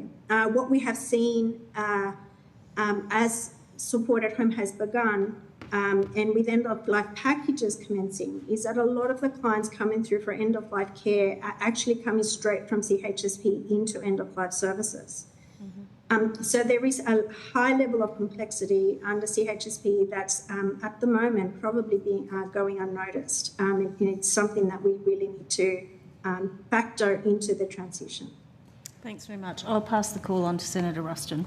Yeah, look, thank you very much. And so I'm just keen to understand what has been the involvement that you've had so far in relation with the Department of Health and Aged Care about their expectations about what's going to happen over the next 18 months, and you know, particularly Ms Watson, on the basis of your concerns in relation to transition, etc. What advice have you had to date, or interaction with the government about what is actually happening over the next 18 months? Well, I'll say the focus at the moment from our perspective is still transitioning into the new Aged Care Act and the new Support at Home program, noting that we're only a few months in. As for this upcoming transition, I mean, as a national body that doesn't deliver services, as far as I know, there hasn't been any mechanism established to coordinate that transition.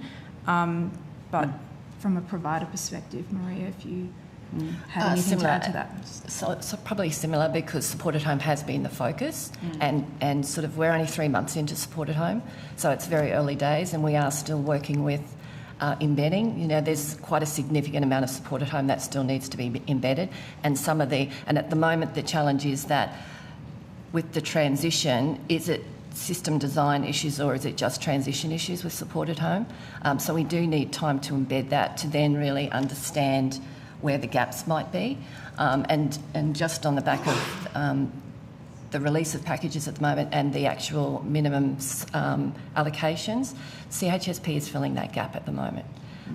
So we are finding that, you know, the 60% allocations are not meeting people's needs. The assessment of a number of people through the assessment process is not necessarily being assessed at the right level. And so there is a gap, even with the current way the packages are being released.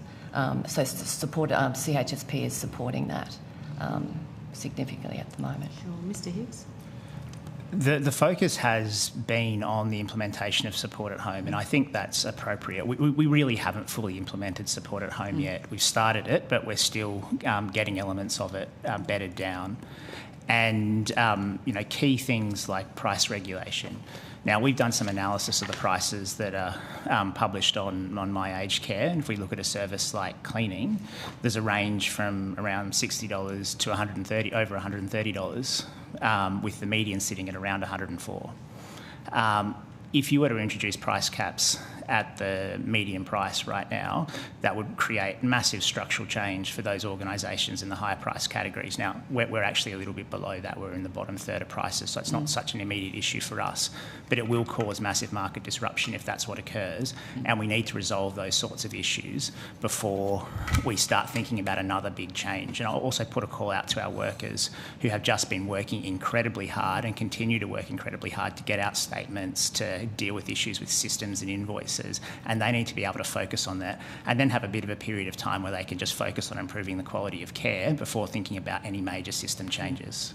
So on that basis, would you be recommending that there's a further deferral in relation to any suggestion in relation to the implementation of a single sort of point of entry model. So keep CHSP running for a longer period of time than June 2027? Look, I think government has quite sensibly left it open that there would be would take a little bit longer to make changes to CHSP.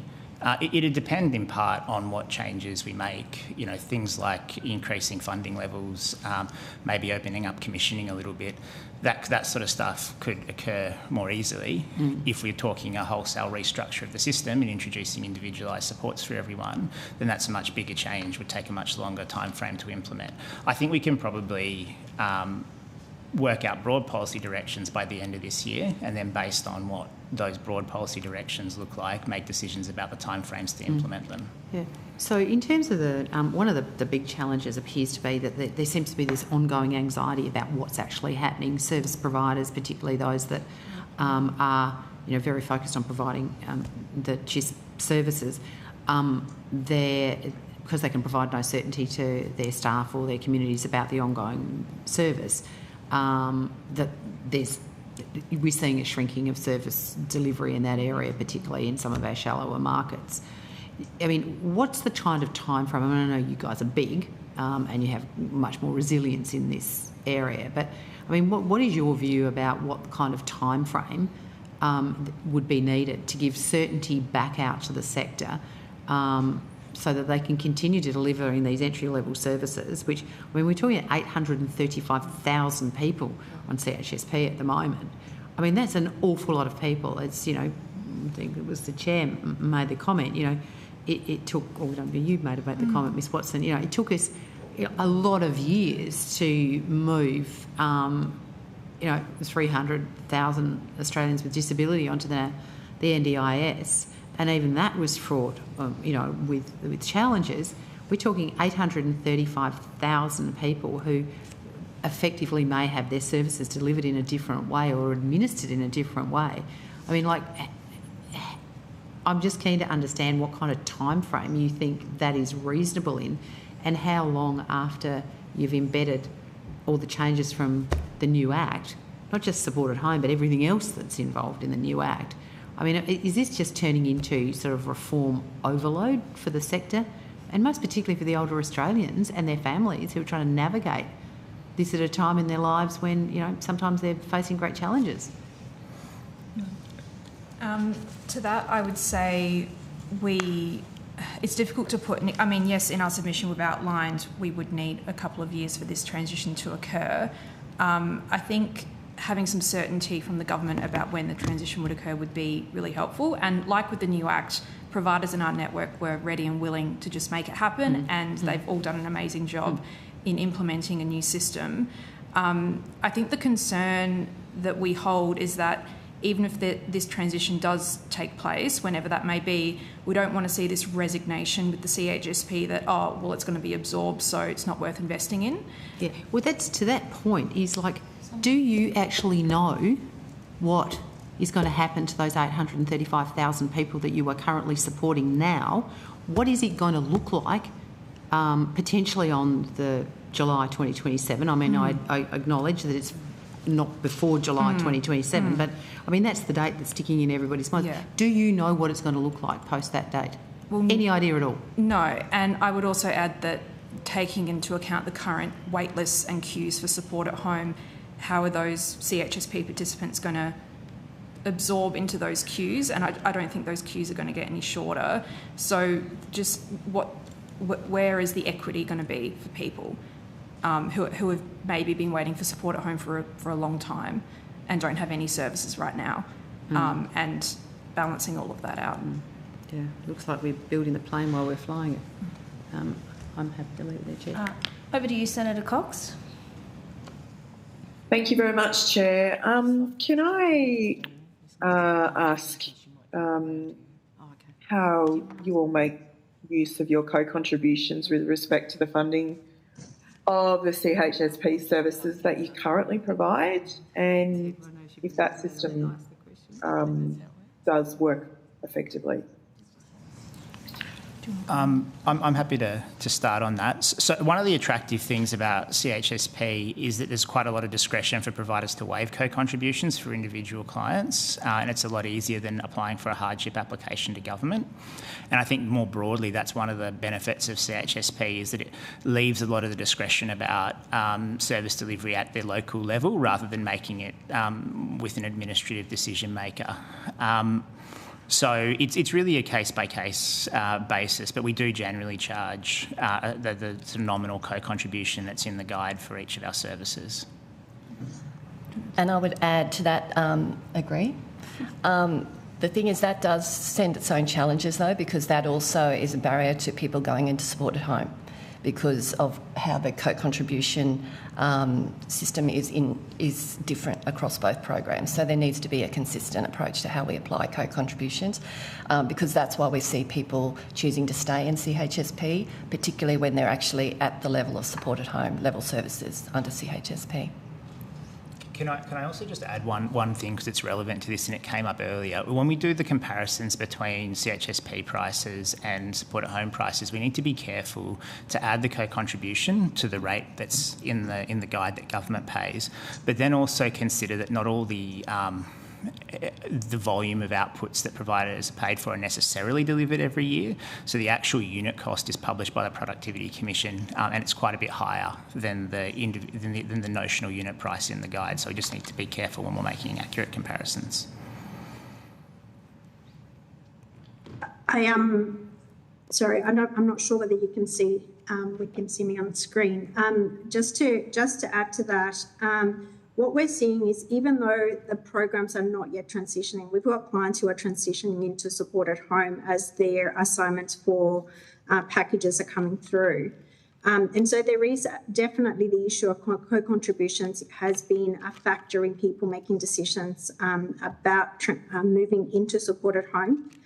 Add to that the 60% packages, which don't add value for money for a lot of the clients who are having those assignments coming through. And so definitely there's a need for some greater clarity around co-contributions, the way that standardising the way that co-payments are expected, and essentially the providers are putting those dollars, those co-contributions back into service delivery in any case. Thank you very much. Can you just... I'm really interested in ways in which your organisations can be made more efficient through this transition of CHSP to support at home. Have you got any ideas that you can share with the committee in relation to that? I think the key one is to open up the commissioning to a more competitive and regular tender process, and to have multiple providers operating within markets, so that if one provider is not up to scratch, whether from a quality or efficiency perspective, there's enough other capacity there to take over. And, there's huge variations in the unit costs from state to state, astronomical, and I'm not quite sure what's going on with that data, but that would be the number one thing to improve efficiency and cost effectiveness under Commonwealth home support. From our perspective, I suppose when I think about the system end to end, CHSP has such a valuable role to play for those entry level. But what we do need is a clear pathway and strict pathways of how people evolve between their low level entry level services as their needs continue to change. How do we actually make it easy and seamless for them to actually move through the system? So block funding is perfect for those entry-level, low-touch services.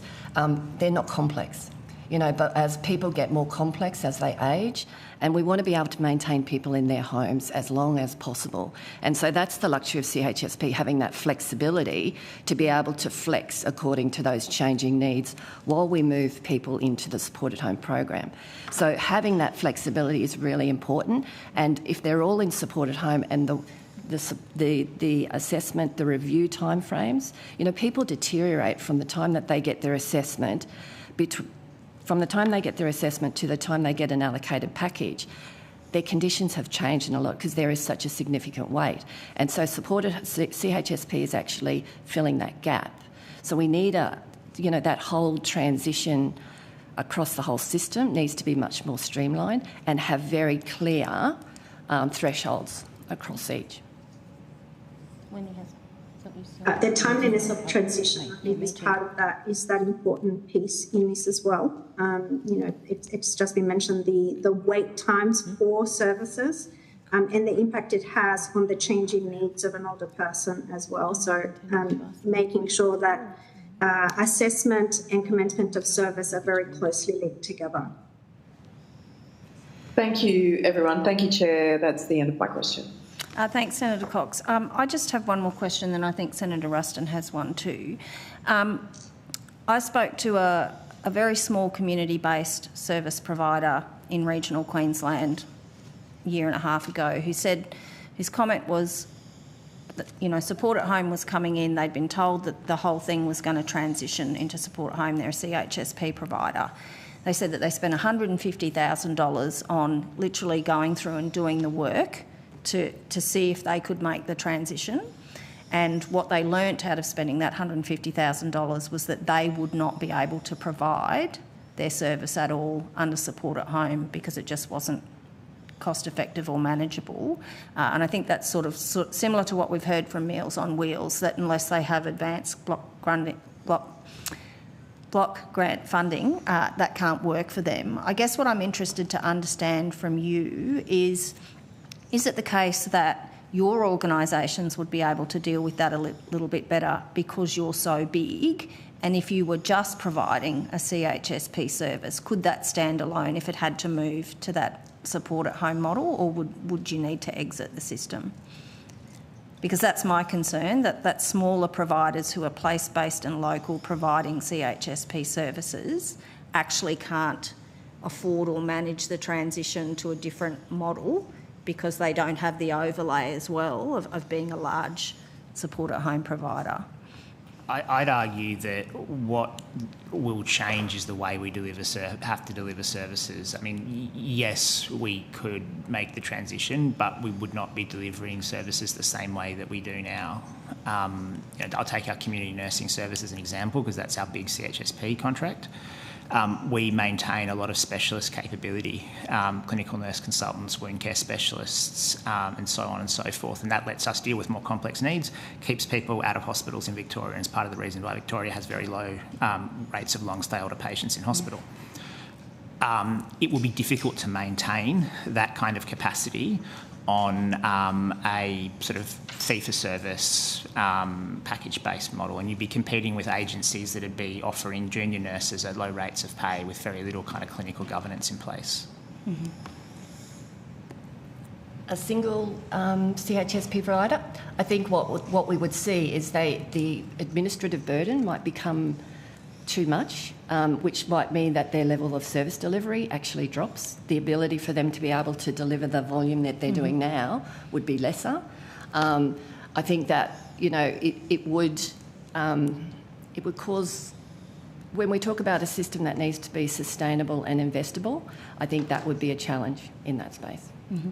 Senator Ruston, did you have a final question? Yeah, no, I was just interested in, you obviously provide both CHSP and supported home services, and in terms of the cost of administration of the two programs as they currently sit. I mean, is there a difference in the cost of the provision of a home care package or supported home as opposed to a CHSP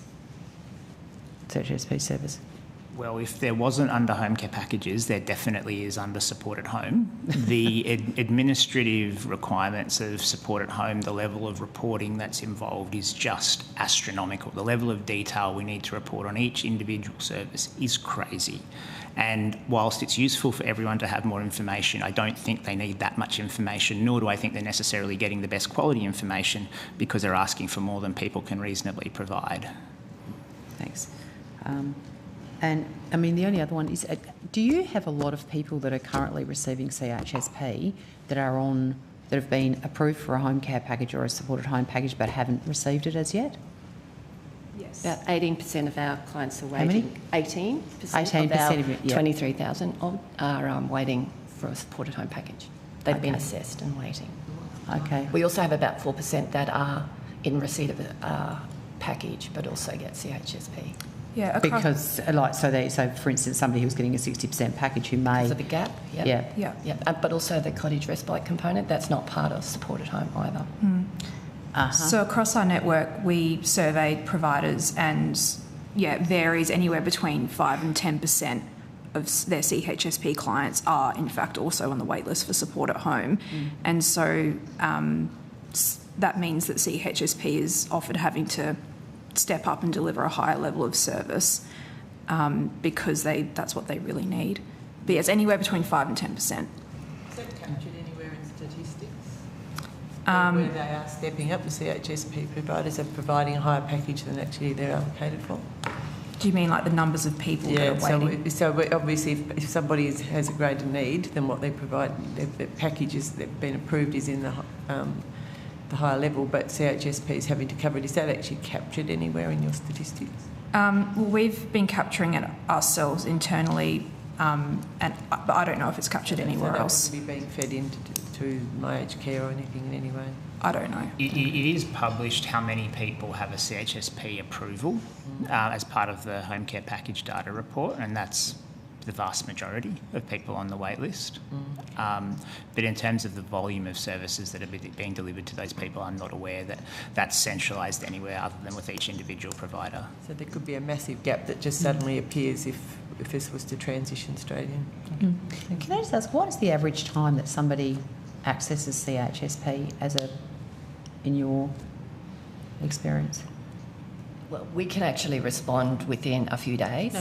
How long are they on CHSP? Like how many years would they be using CHSP? They can actually be very short term, so they can be one intervention activities on average. On average, probably haven't got the exact average. Oh no, I'm not asking you to be exact, but I mean, is it something that people often are on for a reasonable length of time? Yes. Yeah. And I suppose, sorry. Those periods are extending with the wait list for supported home services as well. So there's some data that suggests that people are often on CHSP for 15 years. They can be quite... people can need a bit of support with like sort of cleaning and gardening and just kind of stay at that level for a very, very long time. So it's often very long. Equally, there's episodic supports like nursing, which might only last for a month.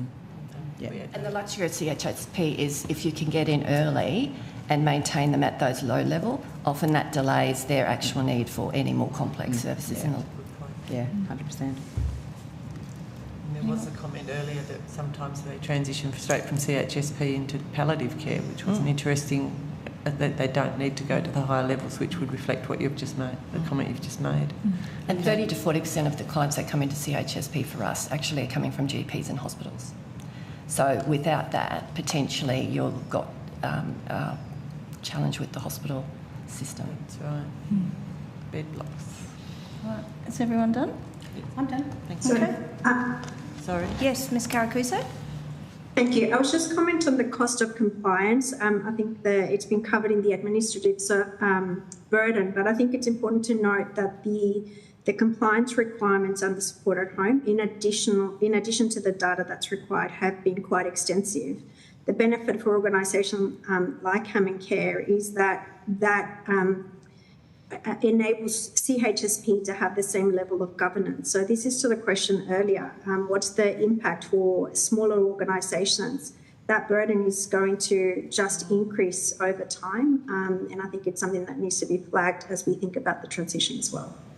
Thank you very much. We might leave it there. We're just on time, so thanks everyone for getting us back on track. I think that was largely due to your short opening statement, so thank you for that. Really appreciate your evidence today, appreciate your submissions and your ongoing engagement with this committee. The committee will report to the Senate on Wednesday the 15th of April 2026.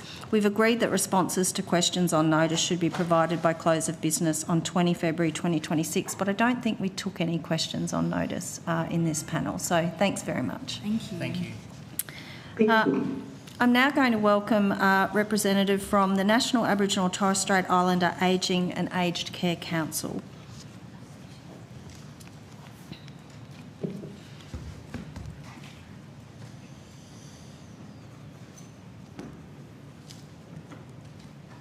Good morning. Thank you very much for appearing before the committee today.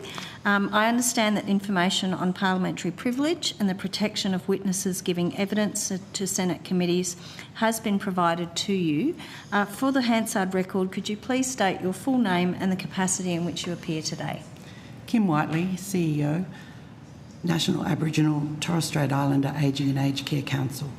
I now invite you to make a short opening statement, and at the conclusion of any remarks, we'll go to questions. Thank you. Chair, Senators, thank you for the opportunity to appear today. I am Kim Whiteley, Chief Executive Officer of the National Aboriginal and Torres Strait Islander Ageing and Aged Care Council. We're the national peak body representing Aboriginal and Torres Strait Islander elders and older people, and the Aboriginal community-controlled organisations that support them across aged care. I acknowledge the traditional owners of the land on which we meet, and I pay my respects to elders past and present. I also acknowledge Aboriginal and Torres Strait Islander elders and older people across the country whose lives, leadership and lived experience sit at the heart of this inquiry. Excuse me. I want to begin with a simple proposition. Aged care reform only succeeds if people do not lose care in the process of reforming it. NATSIAC supports the intent of the supported home reforms. We support a system intended to be simpler, more flexible and more responsive. What our evidence focuses on is whether the transition from Commonwealth Home Support Program to supported home is being designed and sequenced in a way that delivers those outcomes in reality, not just in policy. Our role is to provide system-level advice on whether aged care reform is designed and implemented can deliver in practice, particularly in contexts where the system has the least margin for failure. At present, there is a clear system risk. Foundational supports currently delivered through the Commonwealth Home Support are being destabilised before the supported home system is fully ready to absorb them. When this happens, the result is not reform, it's a gap in care. And gaps in care are not abstract. They mean people missing meals, missing transport, missing medical appointments and failing hospital discharge. Not because of individual circumstance, but because of system design. This risk is most visible in regional, rural and remote communities, but it is not confined to them. These contexts simply expose design assumptions that do not hold once services are stretched. CHSP is often described as an entry-level program. For Aboriginal and Torres Strait Islander communities, that description does not reflect reality. In practice, CHSP functions as a critical safety net. It fills gaps created by long assessment delays, workforce shortages, thin or failing markets, digital exclusion, and limited access to culturally safe assessment pathways. In many communities, CHSP is the only thing preventing complete withdrawal of support. We heard from one remote provider supporting an elder who waited for over a year for assessment. During that time, CHSP meals, transport, home support were the only thing keeping them out of hospital. Under supported home, that interim support is no longer guaranteed. The supported home model is built on assumptions that don't hold. In many Aboriginal and Torres Strait Islander contexts, it assumes functioning and competitive markets. Workforce availability, digital access availability, and literacy, stable housing conditions, and families' capacity to absorb care when formal supports fall away. In thin markets, there is often one trusted Aboriginal community-controlled organisation, or like we've heard this morning, one Meals on Wheels provider. If that provider becomes unviable under a transactional, fee-for-service, retrospective claiming model, there is no alternative. In these contexts, market exit does not create choice. It results in no care being provided at all. From NATSIAC's perspective, there are 3 system issues the committee should be particularly attentive to. First, sequencing and continuity, ensuring people do not lose care while systems transition. Second, thin markets, not temporary implementation challenges, but predictable forms of market failure requiring deliberate safeguards. Third, cultural safety and governance, which must be clearly assigned, measured and enforced if reform is to deliver equitable outcomes as intended. Underlying all of these risks is a fundamental gap. Cultural safety is not embedded as a statutory infrastructure within the supported home. NATSIAC has developed the nationally informed definition of cultural safety in aged care. At its core, it makes one principle clear. Only the elder or older person receiving care can determine whether that care is culturally safe. Without recognition, governance, mechanisms of governance and accountability, cultural safety remains fragile, particularly during system reform. NATSIAC is not asking for carve-outs or special treatment. We are asking that the reform settings reflect real-world conditions so that the system works for people with the least margin for failure and therefore works better for everyone. A system that genuinely delivers equity must do 5 things. Recognise unequal starting points. Treat thin markets as market failure. Guaranteed continuity of care. Embed cultural safety as statutory infrastructure.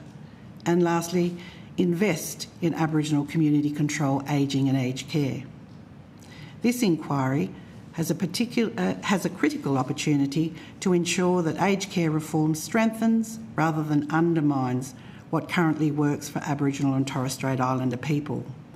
NATSIAC stands ready to work with the committee and the government to ensure the transition to support at home delivers equity in practice, not just in principle. Thank you. I welcome the committee's questions. Thanks very much, Ms Whiteley.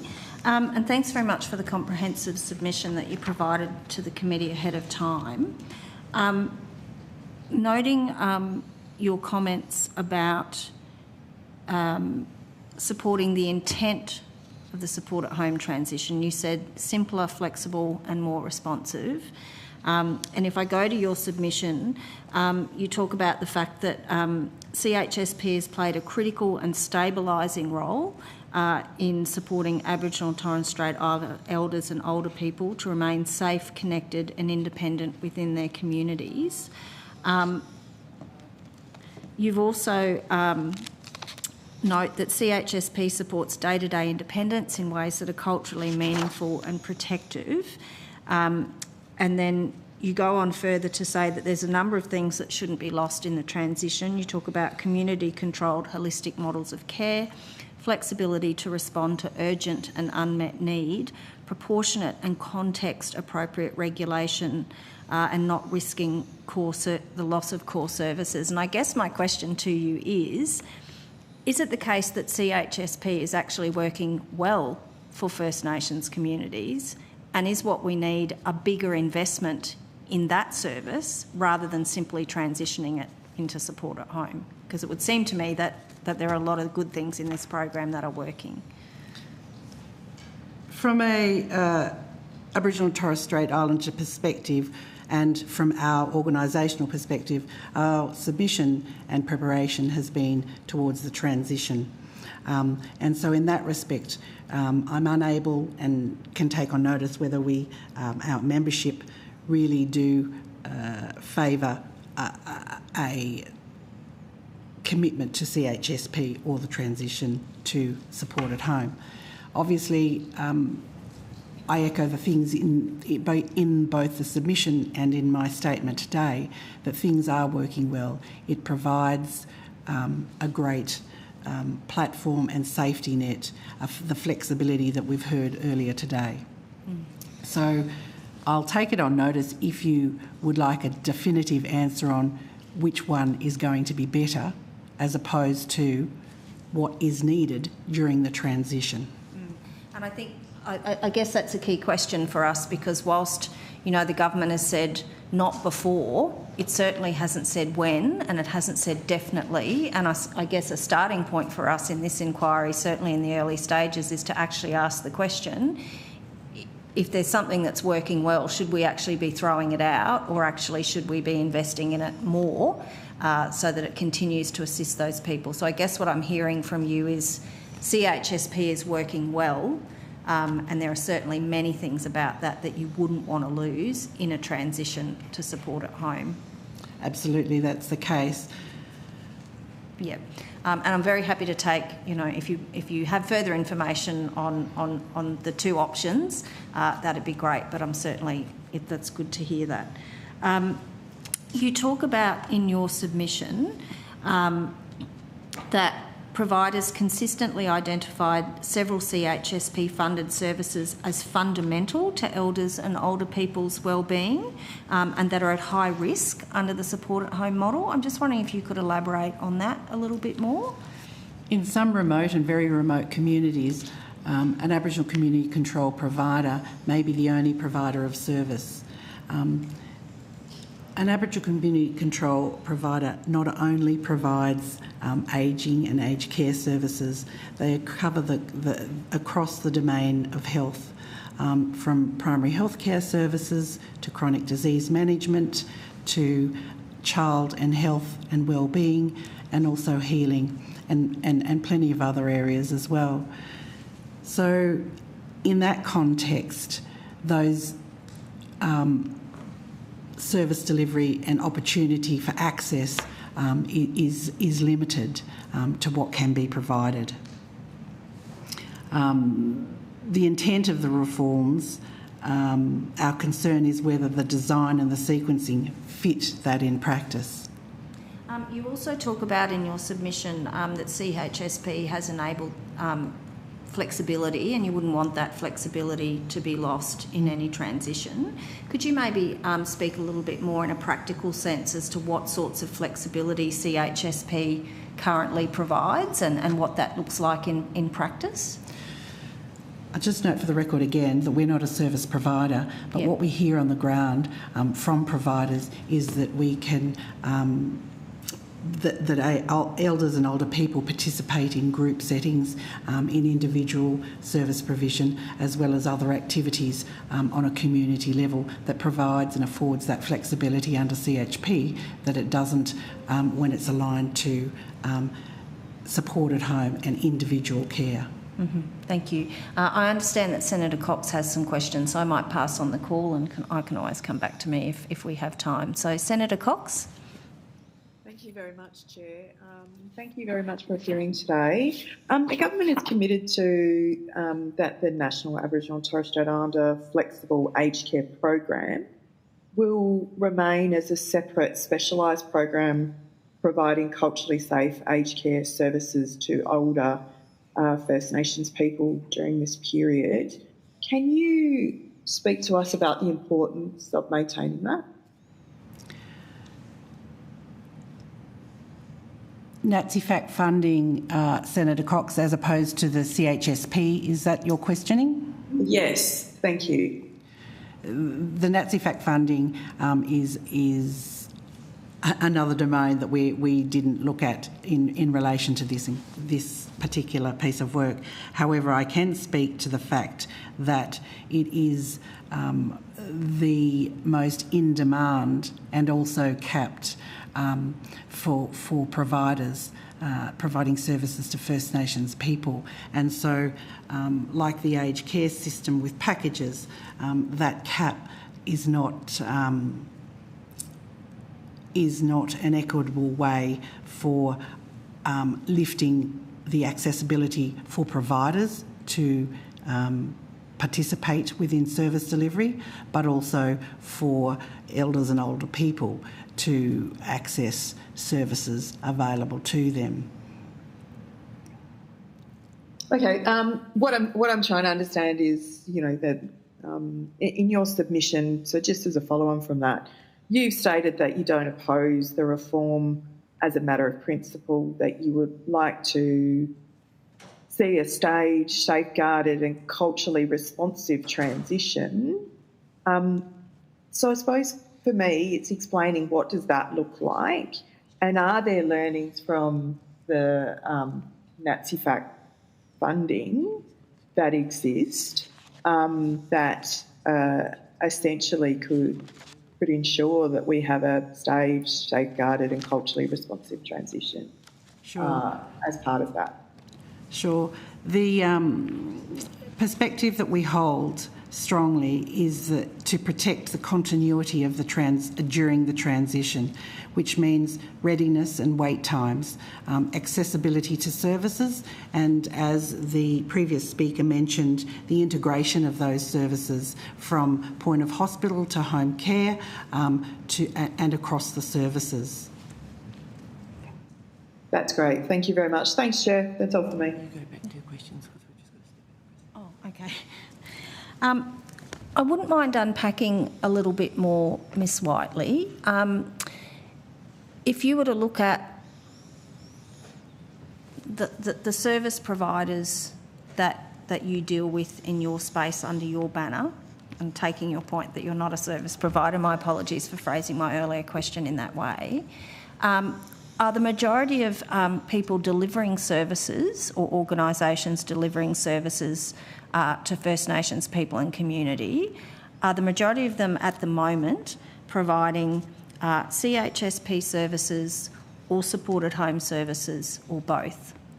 Where is the majority of service delivery sit at the moment in those communities? The majority of services provided to Aboriginal and Torres Strait Islander people are under the flexible program delivery services such as CHSP and NATSIFAC funding. Mm-hmm. That is tied to the flexibility, and so that services can be provided in a way that's culturally safe and for community and for the elders receiving those services. And in terms of if there was more investment needed, would you say, are your providers telling you that the resourcing for those services is sufficient at the moment, or does it require further investment?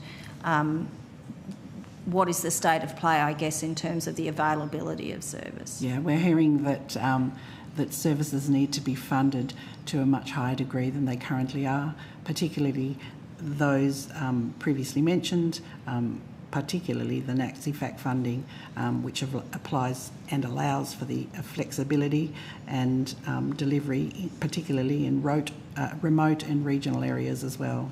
Mm-hmm. Are there services that are providing any support at home services, or is it NATSIFAC and CHSP and there's not really much penetration of support at home services? There's a deficit in the data to be able to provide any concrete advice in that regard, and we don't have it at hand at the moment. Mm. Is that data that you're able to obtain, or is that data that you would expect the department to have? I guess I'd be interested in looking at that and whether or the committee would, and whether or not that's something we could ask for you on notice, or whether that's better a question actually directed to the department. It's certainly a question that the department is better placed to answer. Yep, okay. Did you have a question? I've got a couple of questions. I just wanted to flesh out something, and it's in your submission you're talking about highlighting some of the lived experience, but I just wanted to understand the actual severity of it. When you're talking about things like CSP is the only mechanism preventing in many communities, particularly in regional, remote and thin markets, CHSP is the only mechanism preventing complete withdrawal of support. So is that a common thing across the Indigenous communities, or is it just something that one provider that's provided feedback into you from lived experience?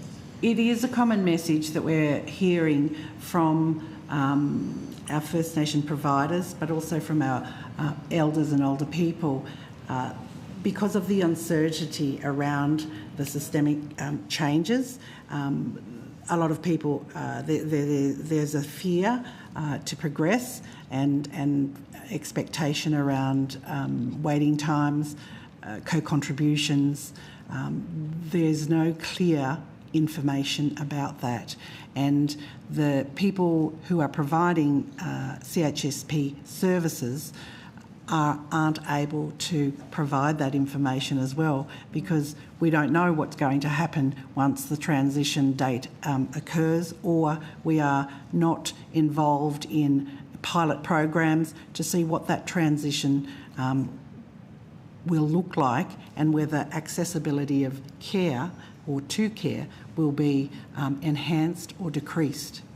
So what type of CHSP providers are they? What sort of services are they providing that would be in that sort of critical stage? Is it across the board, or is it specific types of providers? I'm sorry, I'd have to take that on notice. Yeah. I'm not quite sure whether you're talking Aboriginal community control providers are providing what services, and what services, or the amount of First Nations people that are involved in other generalist mainstream CHSP services. It's where in these areas where if that is the case, that we're in critical situation where CHSP is providing the only it's the only reason people haven't got complete withdrawal. It would actually therefore make it it's a big thing if they're then looking to transition as to what is the plan to put that in place, and also what types of services are going to be lost to people. That's my biggest concern, is what would they lose? They would lose transport, they would lose meals, they would lose accessibility to interaction and cultural interaction as well. Okay, so the government is aware of the concerns that are being expressed, I'm assuming from this? Yes, they are. Excellent. All right. Well, it will be interesting to see, but if you have got any further details on that in regard to the types of and the areas that are actually impacted specifically in that sort of real critical stage, that would be really worthwhile to know. Okay. Thank you. Can I ask a follow-up question? It seems to me that because the majority of providers that are providing services in many of these areas, and particularly the thin markets, are CHSP providers who are therefore not involved in the transition to support at home. Am I understanding it correctly then that there's very little information therefore has come to those providers about what actually is happening in the space, what's happening with CHSP, when things are going to happen? Is there a lack of communication from the department and the government around what that looks like? To answer that question, we need to consider that accessibility to ageing and aged care services is very underwhelming in regard to First Nation contexts. Yeah. And so of those that do, those of us that do access, that data is not available. My question though more is about communication from the department and the government to the service providers that you represent. Are they in the dark at the moment about what is actually going to happen? Because it seems to me that what I'm hearing from your evidence is they're not involved directly in the support at home transition because they don't provide those services, and there doesn't seem to be any information forthcoming to your providers about what is going to happen to their services and when. Yeah, that is absolutely the case. And where there are some work happening, such as pilots, supported home pilots, we are yet to be involved in that to have a deeper understanding of what that means. All right, thank you. I think that's... I don't have any more questions. Thank you. Senator Cox, did you have any final follow-up questions? No, that's it. Thanks, Chair. All right, look, Ms Whiteley, thank you very much for coming and giving evidence today, and we really appreciate your written submission. Just excuse me while I go back to my right page in front of me. I want to thank you very much for your evidence today. The committee is reporting on the to the Senate on Wednesday, the 15th of April 2026, and there were a couple of questions on notice in this session. So the committee has agreed that responses to questions on notice should be provided by close of business on the 20th of February 2026. But thank you very much for your time today. We really appreciate it. Thanks. We will now suspend and we will resume at 11 a.m.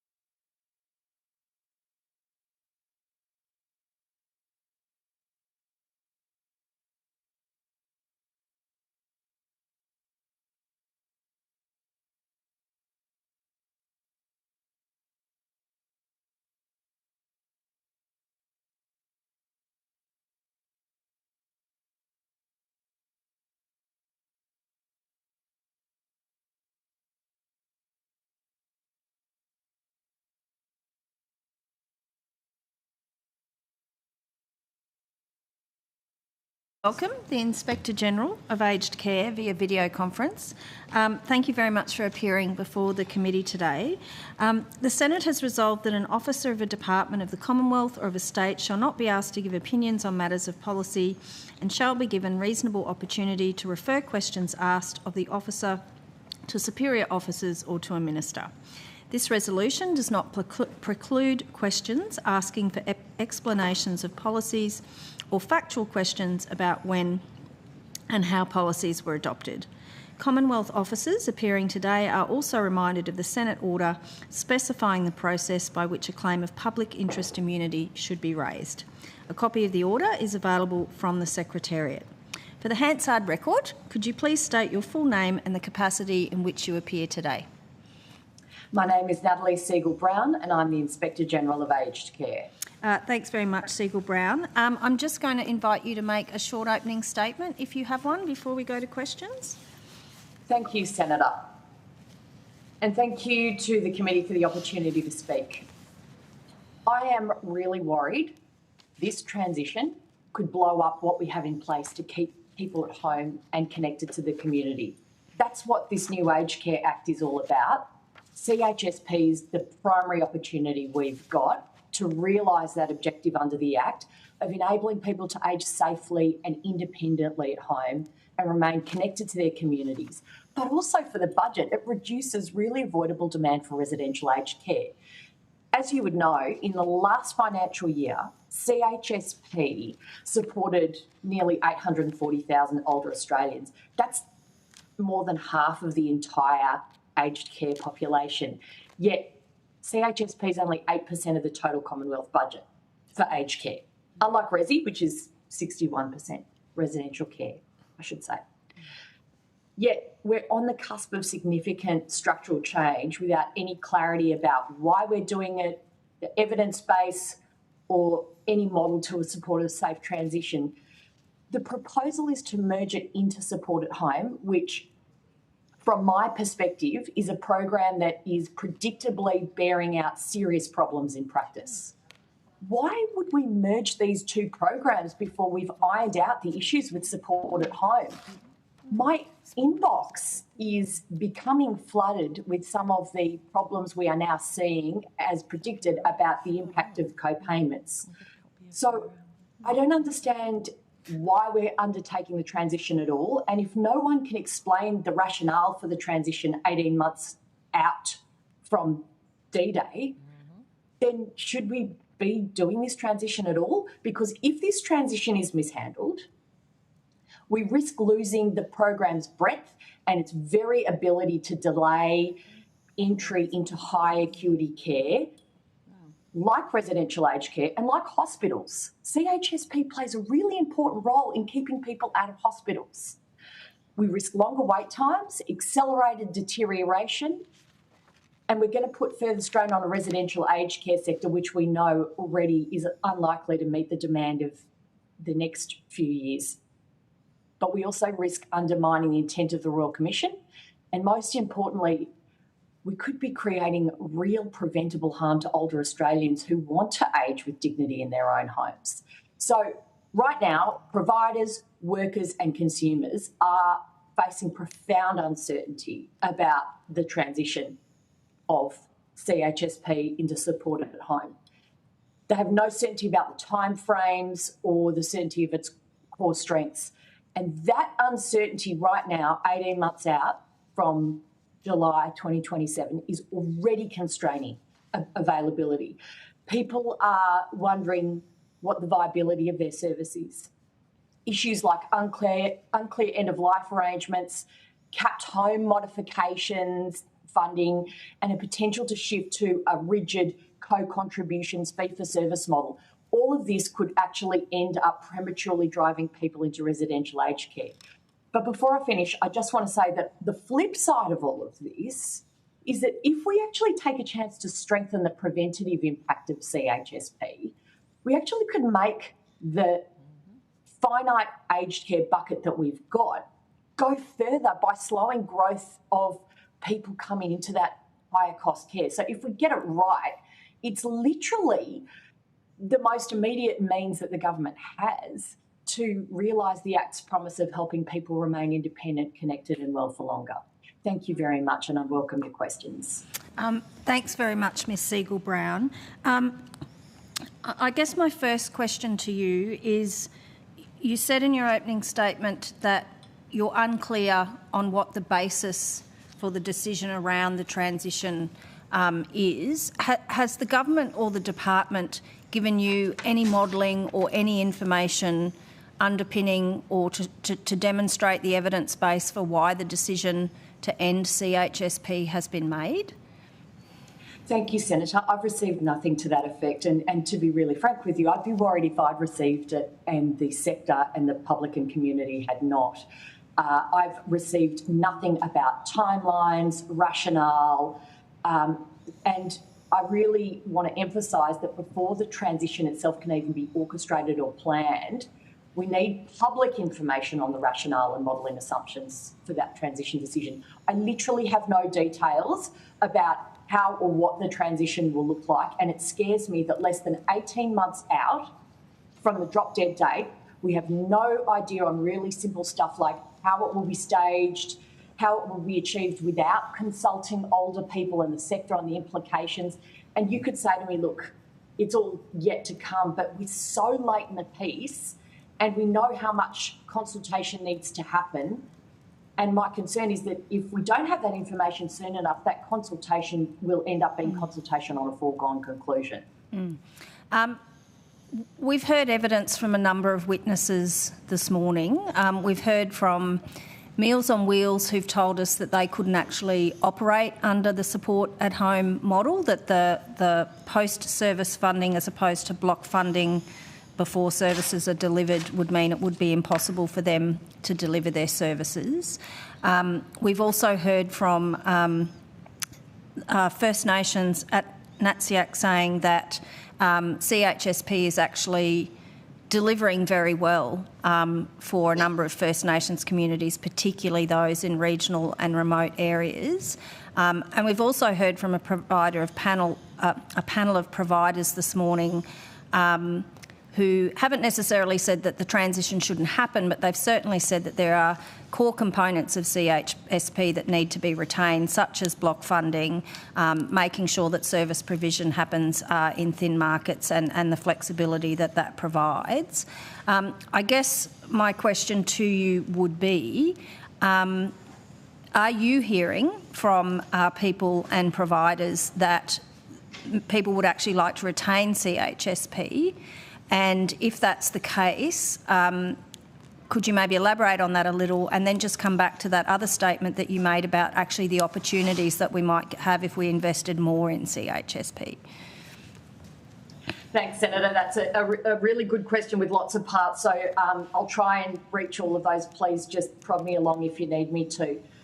CHSP is a highly cherished program, and one of the benefits of it is that because it's block funded, it can inhale and exhale very expediently, which is really important when you're thinking about end-of-life care for somebody where at the moment somebody has to go through the support at home 16-week program, and if that ends, they have to go through all this paperwork at a horrific time of life to try and get that funding extended, whereas those CHSP services that support that person around them, when they're block funded, they can be levelled for a person very quickly.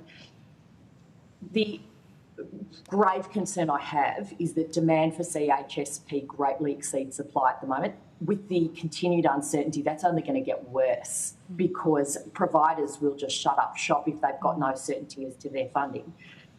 And my very, very strong concern is that when we're talking about regional and rural communities, but also when we're talking about Aboriginal and Torres Strait Islander communities, particularly outside of urban centres, but even in urban centres where mainstream services are not appropriate, are not culturally safe, these CHSP service providers can be the only providers we've got. And we've got a lot of culturally and linguistically diverse service providers in CHSP.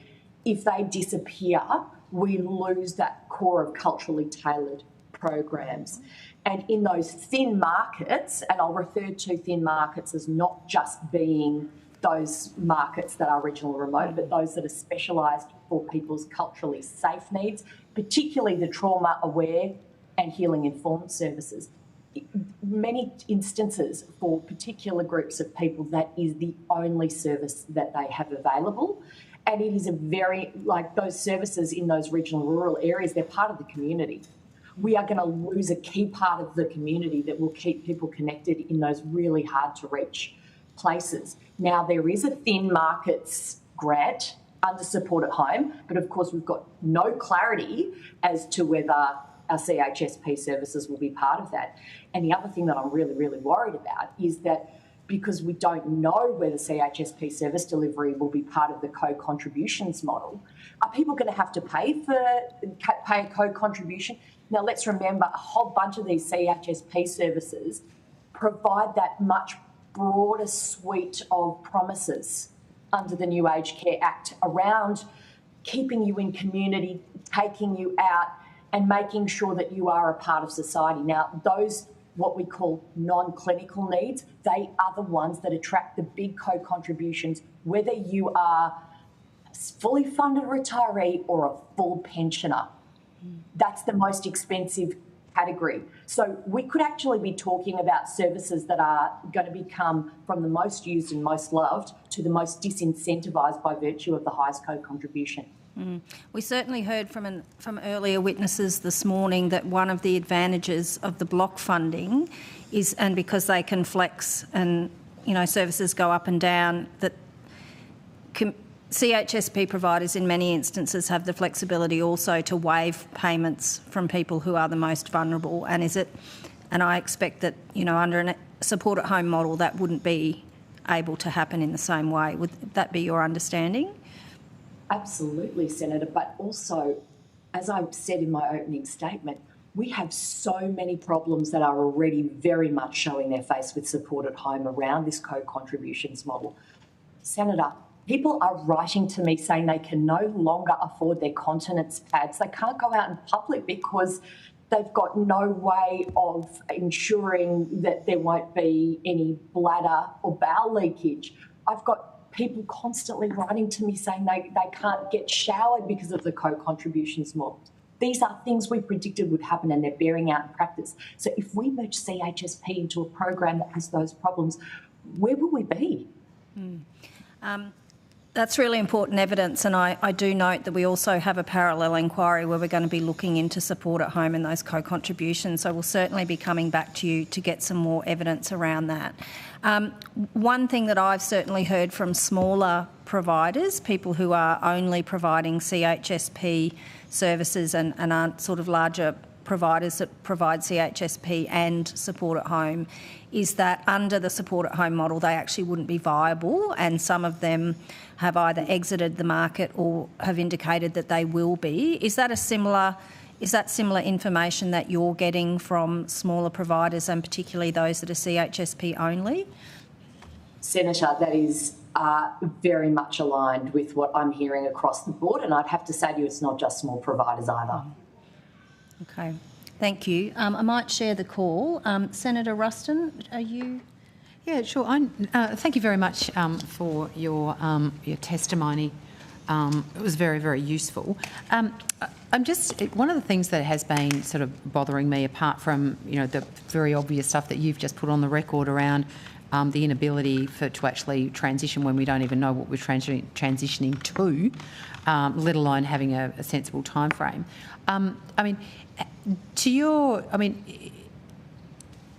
In terms of the cost differentiation between the delivery of a service through support at home and the delivery of a service through CHSP, do you have any line of sight over that through your work as the IG?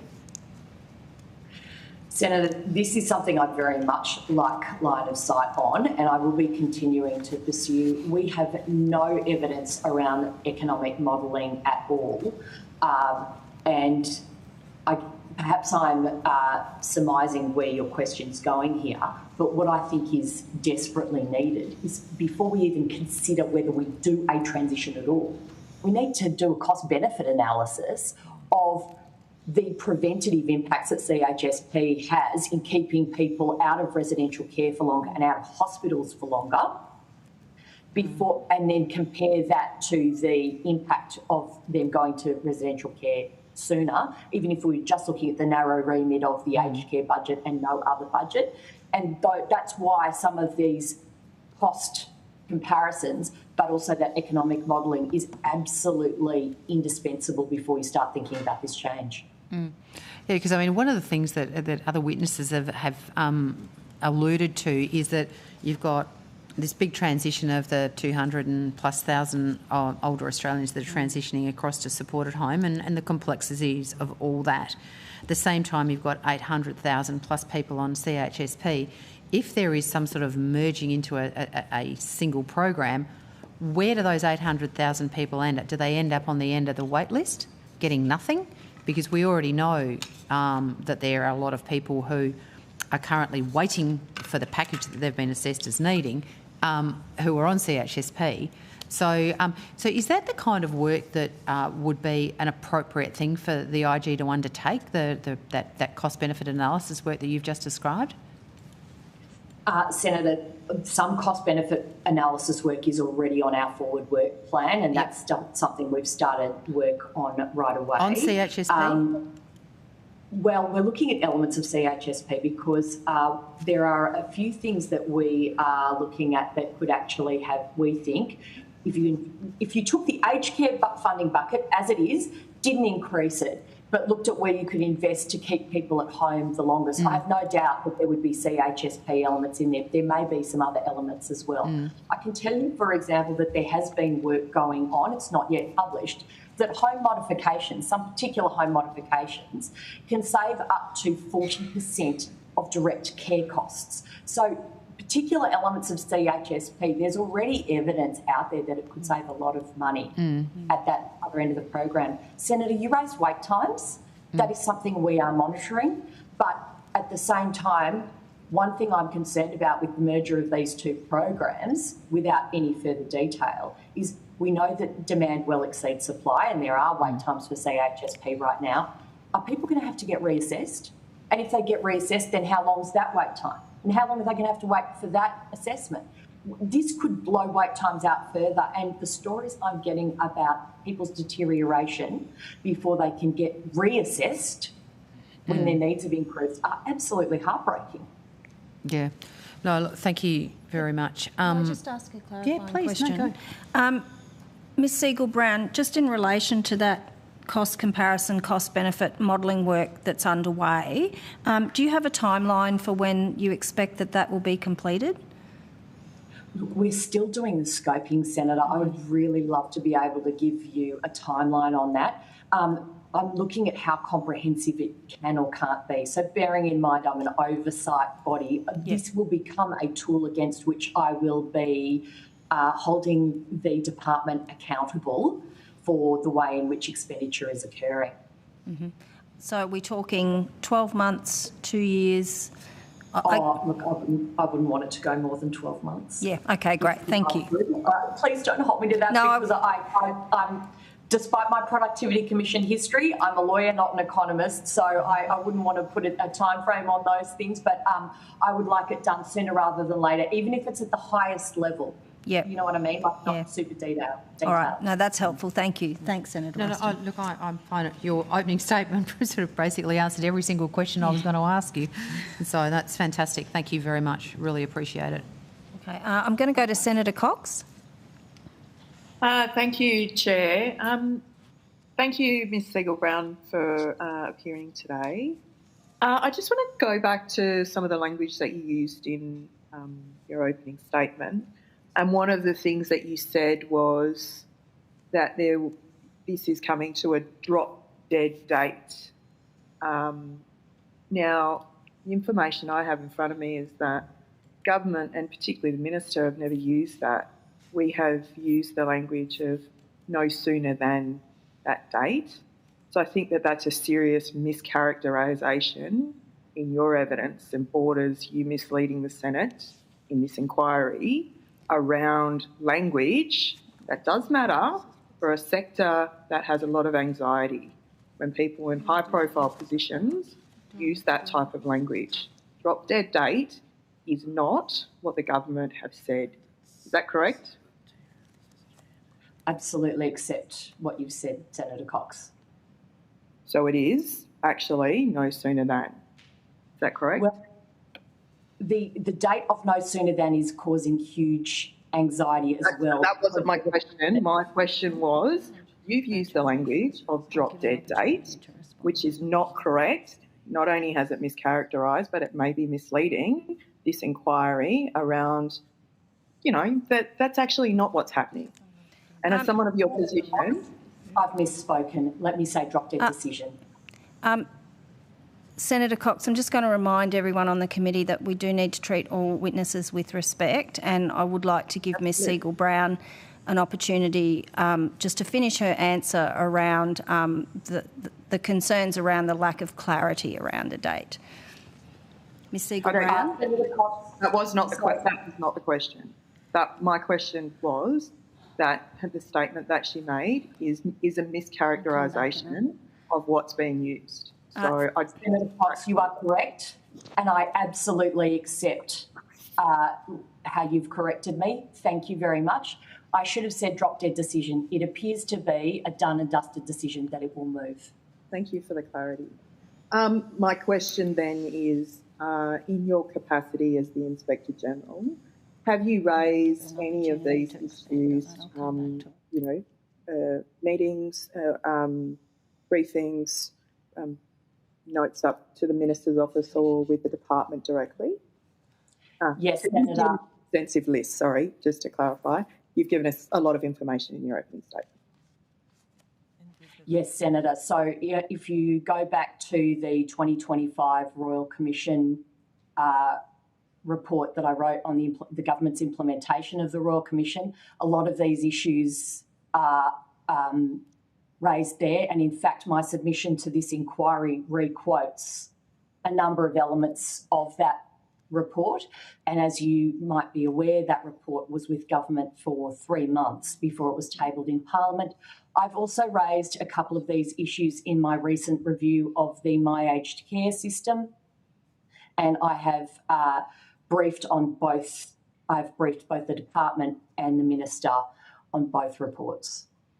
Okay, can you tell us when that occurred, your briefings? Are you able to provide that to us? Yeah, absolutely. So from recollection, the first one relating to the Royal Commission report would have been just before it sat with government in June or July.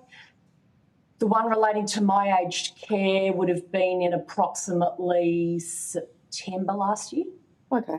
So I'm just going back to your opening statement and your commentary around your inbox is blowing up with some of these conversations from older people.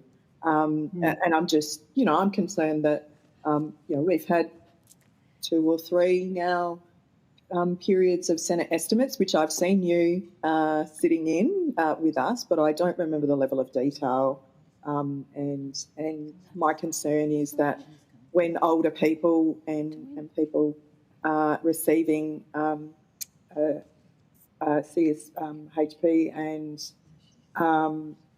transitioning to support at home are raising these issues, we're seeing that in a vacuum and they're not being passed on to the relevant department. So if you can give us... I can assure you, Senator, that, so first of all, the cases that I raised are about the implications of co-contributions for people, and we have been passing these on to the department. So also to clarify, there are co-contributions already existing within CHSP. Correct. Yes. Correct. That's right. But there's a couple of things going on at the moment. So these are specifically co-contributions in the support at home area. What's happening is also that as people are being grandfathered as well, prices are rising. And so where people have been paying co-contributions and prices are rising, even where you've been grandfathered, the allocated amount is not going far enough to extend to particular services.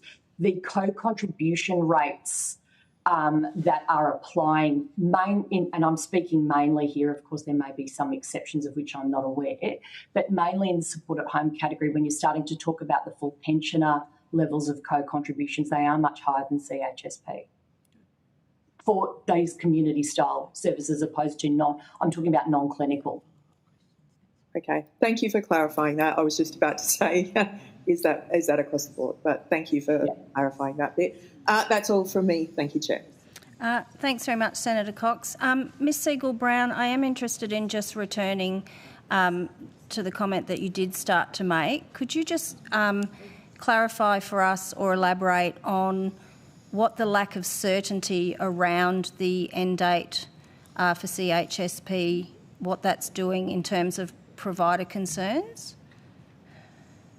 So in terms of the lack of certainty of end date, it's that combined with the lack of, well, will we be subject to the same co-contribution structure that Support at Home is subject to, given that most CHSP providers, or a lot of them, will sit in that, what I'll call the level 3, the everyday, as opposed to the personal or clinical care, which, as you know, for whether you're a full pensioner or a retiree, all of that attracts a co-contribution.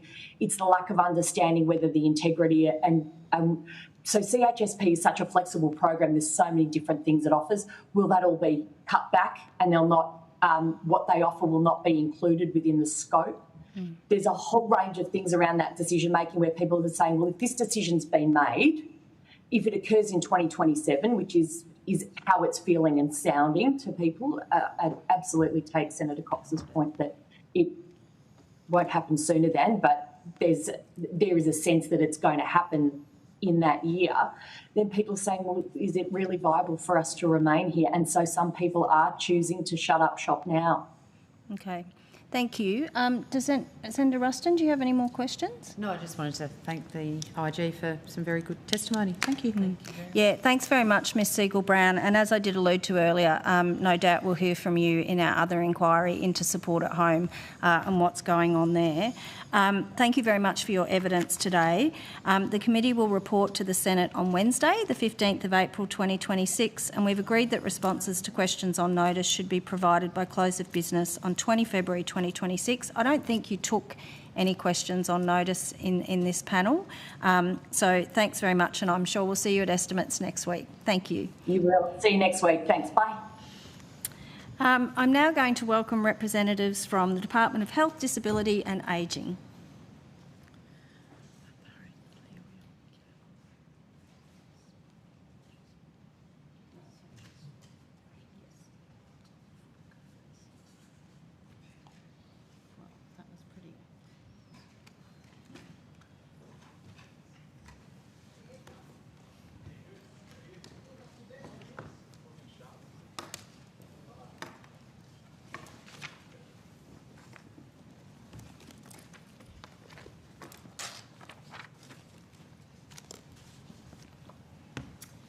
Thank you very much for appearing before the committee today.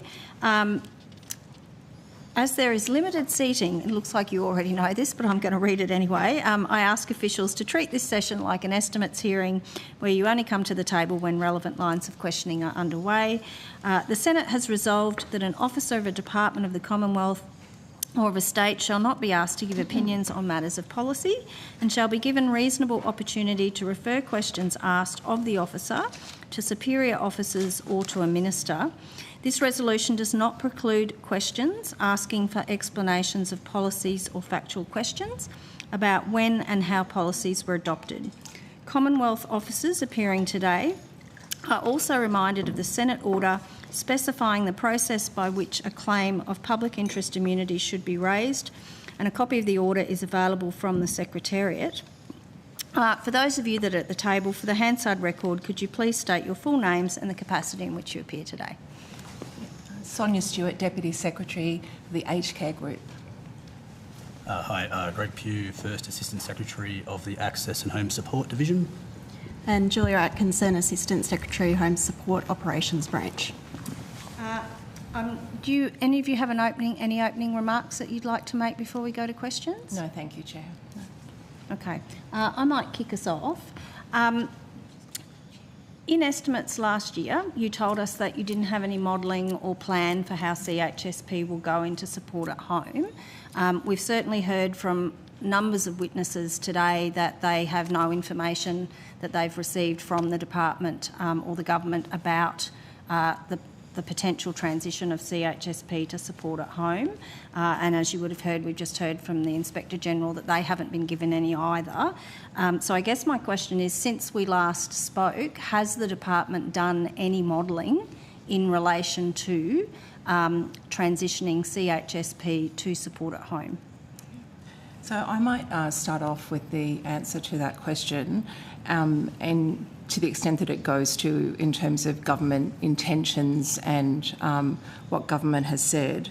So my understanding is in November 2023, it was then that the government announced that the Community Home Support Program would move into support at home, and that announcement was quite specific in terms of being no earlier than the 1st of July 2027. And so I do understand that there might be questions around that date. Is it starting from the 1st of July 2027? However, it was quite clear that it was no earlier then.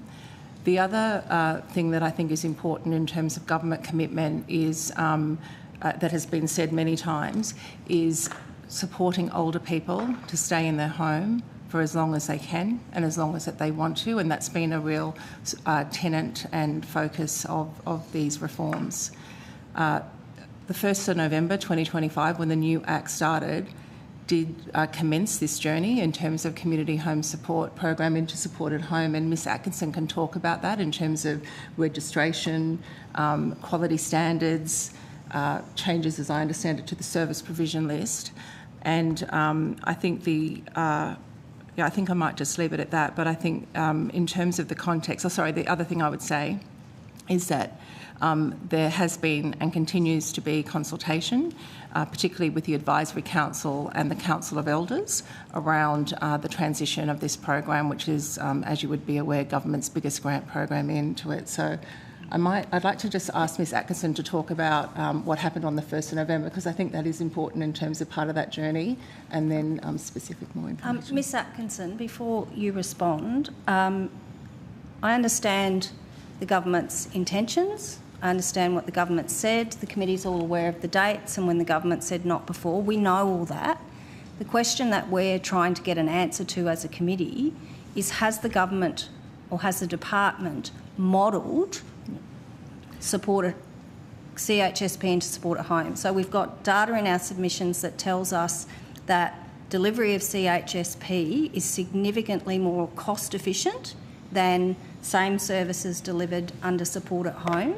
We've got information in our submissions that says that there's 800,000 people on CHSP. Now, if they're transitioned to support at home, there are questions around, are you going to transition them all at once? Are those people going to have to pay more? What is the impact then on the cost to the taxpayer and the government in delivering those services? The question is very clearly about modelling, not planning. Yeah. So I would start by saying that we don't usually provide details of the advice that we're providing to government. I'm not asking for the details. I'm asking, have you done the modelling? Point of order, Chair. Sorry, I was just pulled up for not allowing witnesses to complete their answers. Can I hear the rest of Ms Stewart's answer? I think if we're going to all respect witnesses in being able to do that, I'm sure that she wanted to continue her answer before you intervened. Thanks, Senator Cox. If you could go to the modelling, though, please, Ms Stewart. Yeah, thanks, Senator. So just in relation to your very first question, which estimates hearing are you referring to? Because I believe I've also been on the record at estimates saying we model multiple options relating to multiple policy and program decisions, and we provide that to government as a routine course of advice. So is there modelling that exists in relation to the Support at Home program, this Commonwealth Home Support program, and then what future options for the transition of one program into the other could look like? Absolutely. And is it publicly available? No. Has a cost-benefit analysis been undertaken as to the value of maintaining or transitioning CHSP to support at home? Not in recent times, as far as I'm aware. When was the last cost-benefit analysis completed? I'd have to take that one on notice. It may have been some ways back, pre-Royal Commission times, because as you know, the transition of the Commonwealth Home Support Program into one integrated program has been on and off for some period of time. But in recent times, in my recent memory, a cost-benefit analysis specifically related to this issue does not spring to mind. Would it be the case that, given that we've now seen significant increases in costs under the Support at Home program to participants, would it be prudent to be modelling what the current state of play would be in terms of cost-benefit analysis? So I might, just two parts to that question. So I know that the topic of pricing in the Support at Home program, cost to participants, co-contributions, has been quite topical, both in the evidence received today but also in the submissions that have been given to this inquiry. We've previously given evidence to estimates and other forums of such that talks about the differences in the price constructs between the previous home care packages program and what we're seeing under the Support at Home program. So we do accept that because of the differentiation in the way that price is constructed, there has been an increase in the unit cost, but when you add all the component parts together, there's actually not that much difference at an average level. However, we are seeing some examples of where people are saying, should this price have increased to this extent between the transition of the two programs? So probably just that clarification worth making at the start. In answer to your question around whether it will be prudent, absolutely. Doing a cost-benefit analysis for all these major program reforms is an essential component of how it would transition. So are there plans to do an updated cost-benefit analysis? It's on our forward work plan, similar to the evidence that the Inspector General gave. And in terms of that forward work plan, when would you expect that cost-benefit analysis to be completed? I couldn't put a definitive date on it, Senator. Depends on which option we'd want. 6 months, 12 months, 2 years? Are we talking months or years? Well, I think it's important in terms of the way that we provide our advice about the planning and the implementation, and then it is up to government to decide in terms of how that implementation happens. I would say that their approach in terms of the major change to the Act and the introduction of Support at Home was around being very older person centric, was around being evidence-based and drawing upon recommendations from task forces and the Royal Commission. So it would be subject to that advice. I would like, Chair, if I was able to just finish part of the answer that you asked me the question around transition of this program, and I would like, if that's okay, for Ms Atkinson to talk about what happened on the 1st of November 2025, please. Thank you. Sure. So if you could keep it brief, Ms Atkinson, please. Thank you, Chair. So 1st of November 2025, CHSP came under the New Aged Care Act. So this was a significant part of the ongoing reforms to in-home aged care, and it aligns regulatory arrangements for CHSP, both for providers and in terms of protections for older people with all other aged care programs. So that is a large step forward. As a part of that process, we also went through a range of standardisation and alignment across what is CHSP today and what Support at Home looks like. So one of those things is to look at the service list in Support at Home, the service list in CHSP, and in every opportunity that we made alignment between those two lists. And those lists now are materially very similar, and that provides a level of consistency across the programs that is a preparatory activity such that should there be a transition in the future, as we are talking about all day today, that is in line, and that's an example of the kind of back-end architectural changes that have gone into place already, both through the introduction of the Act and the ICT reforms that were introduced at that time as well.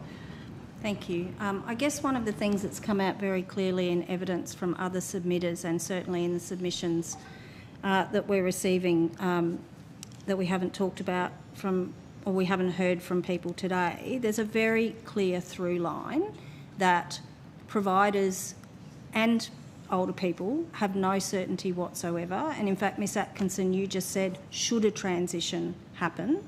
So it would appear that there's no clarity around when a transition is going to happen, if it's going to happen at all. And I guess one of the reasons why I'm keen to understand, the committee's keen to understand if there's going to be more cost-benefit modelling. We're not asking you what advice you're giving to government. We're trying to understand timelines here, because it's very clear that the sector doesn't have one, older people don't have one, and people are exiting the system because there is no certainty. And what we're trying to do here is get some level of clarity from the department, and we're not getting any. So has there been discussion about whether CHSP is definitely transitioning? Has there been discussion around if it is happening, when it is happening? Is there any clarity that you can give older people and the sector in our hearing today? Senator, and I should just quickly correct my evidence. I said should. Government policy absolutely is that there will be a transition. The statement from government, which has been consistent, is that it will occur no sooner than 2027, and the detail of that transition obviously are for a decision of government. So I acknowledge the uncertainty, and as you would be grateful for the submissions that have been provided, and as we're working through them, and that is a consistent theme. One of the things to consider is that this system has undergone such significant and generational change, and so it's around, staging in terms of what happens first and what is the timely order, and acknowledging that the bulk of the people, I think 830,000 older Australians are receiving services, and a higher number of providers, some of whom also provide residential and supported home already. In terms of those key messages from government, it started some years ago when it was making the announcement about the importance and the policy position about older people being supported at home, this being older person-centric, and that it's no earlier than July 2027. And November 2025 was a key date where that change did start, and providers, have started to think about what that would look like. It is a matter for government to make the decision about when the transition happens and how it happens. However, to date, it has been older person-centric, thinking about the plan, thinking about communication, thinking about support, thinking about the evidence. And while it is their decision, that is the process by which that they have done it to date. So I guess just to clarify, because I absolutely take your point about staging. Yeah. But I mean, no sooner, not before July 2027. That could be July 2040. That could be July 2050. It could be July 2028. Like that's a nothing date, really.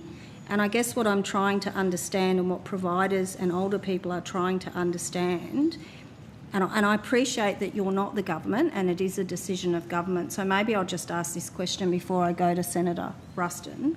Has advice been given to the government on possible timeframes for this to happen? So we continue to give advice to government about a range of options, and I won't go into the specifics of what that advice would be. All right. So would it be fair to say that the government has been given advice on a range of options and a range of timelines, and they just haven't made a decision? I didn't go into the specifics of that. I just said that we're giving them advice about a range of options. Yeah. Okay, that's very clear as mud. But thank you. I appreciate the position you're in, and we will have to ask the Minister at estimates. Senator Ruston. Okay, just to that point, what is your timeframe to decide what the program is going to look like? Like what is going to occur after some period after the 1st of July 2027? When is that going to happen? When will we know what it looks like? Yeah. So some of the consultation has already started, and some of the things that I'm hearing look to be very consistent to some of the submissions that this committee is receiving. No, that wasn't my question. My question was when will we know? I'm not asked about the program. Yeah. When will we know what the program is? Point of order, Chair. Can I just ask that Ms Stewart again be allowed to answer her question? She was interrupted by Senator Ruston. I think she was going to continue on to actually go to that point. Senator Cox, I'm satisfied that the questioning is in order. Yeah, and what I was attempting to do was talk about the process that we have been using in terms of the consultation. So it'll be a decision of government in terms of when that happens. So do we have any idea when we're going to know when it's going to be introduced? Because you keep talking about, know earlier, and I acknowledge that that is the language that's being used, but it's not particularly helpful for planning or the like. So when do you think we're going to be in a position to know when the people who are on CHSP are likely to be brought into the single model? Yeah, so that will be a decision of government. However, I would reflect on what I had said previously in terms of the processes and ensuring that older people are well communicated, that the system has the support that it needs to do it, that consideration has been given into implementation and any particular challenges. So while it is a decision of government, to date, those decisions with very big system change have been made with a series of considerations which would be up to them. However, to date, that is the process by which has been used. And given the size of this reform, I would assume it would be the same. You're not giving me a lot of confidence. So how many people currently receive services under the CHSP program? 835,000 is my understanding. 835,000? Yeah. Do you expect every one of those 835,000 to be merged onto supported home or a single model? As you currently sit here, is the advice that you've received from government in relation to your work, is it your expectation that every one of those 835,000 people will be merged into a single model?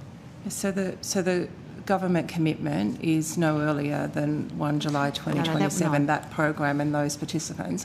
I would reflect though, and I can defer of course to my colleagues, that this is a really important part of the entry to the system and being older person centric, and that the nature of the services that they receive are stuff around social isolation, as well as a lot of services which are very similar to supported home. So the intent would be that those program participants would move across into support at home, whatever changes would be made to do that. Yeah. So thank you for that. So what you're telling me is that 835,000 people as we're sitting here today, who knows what it'll be when you eventually work out when you're going to do it, that every single one of those people will transition into the single model.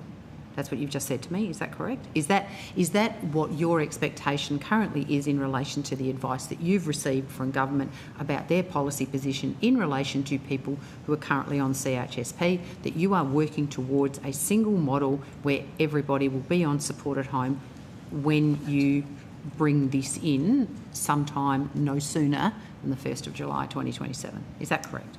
Yeah, so I would say that is an option. Yeah. That is an option. Yeah. So at the moment, so what you're now telling me is that we may not have a single model. So what is your advice from government in terms of what you're working? Are you working towards providing the necessary developmental work for it to be a single model, or are you not? Yeah. So I'm working towards the implementation of that commitment around community home support into supported home. Okay. However, there's... can you actually tell me exactly what it is you are working towards? So you seem to be using a whole heap of words. Is the direction from the government to you as the department? I mean, you obviously only work on the policy direction, and that's completely reasonable. Is the policy direction that you're currently operating under an expectation that sometime after the 1st of July 2027 there will be a single model of care for older Australians receiving their care in their home? Yeah. I was trying to answer that question before. Yeah, point of order, Chair. There's so many interruptions. Ms Stewart was trying to answer the question. Can we please allow her to give her answer in full? Interrupting her with statements isn't being helpful for the officials to be able to answer the questions. Thanks, Senator Cox. I'm also satisfied, though, that it is relevant and appropriate for questions to be directed to the question asked, and as yet we haven't got a clear answer, and I think it's appropriate. Well, it's not about the clarity of the answer. Sorry, Chair. It's about respecting witnesses. Thank you, Senator Cox. I'm satisfied that Senator Ruston is being respectful, and I'm now going to give the call to Ms Stewart to answer the question. Thank you. What I was going to say is that the way that the question is being posed is one straight into another. And what I was going to say is that while there could be a supported home program, it could have a slight adjustment to accommodate the CHSP. That is one option. So that's what I want. Mr Pugh, did you want us to go any further on that? Yeah, and probably just to build on Ms Stewart's points, we'll just take a quick step back to what the Royal Commission recommended, and that was a single in-home aged care program. What Ms Stewart has rightly pointed out is that it could be support at home with CHSP transitioning in. It could be a different model. There are a whole range of options. These are the options that we are putting to government, and these are the options that we are seeking a decision on. Thank you. Yeah, so I suppose in a sense that's what I'm trying to get to the point is that no decisions. We're sitting here. Then can we go with, there's many people. Sorry, Chair, this is the point of order. There's many. It's not a point of order, Senator Cox. It's not a. You're the person talking over Senator Ruston. All I can hear is your voice while Senator Ruston's trying to ask a question. This is ridiculous. You must be getting a bit of feedback, Senator Cox. Senator Cox, you must be getting some feedback on the line because the chair isn't talking over me at all.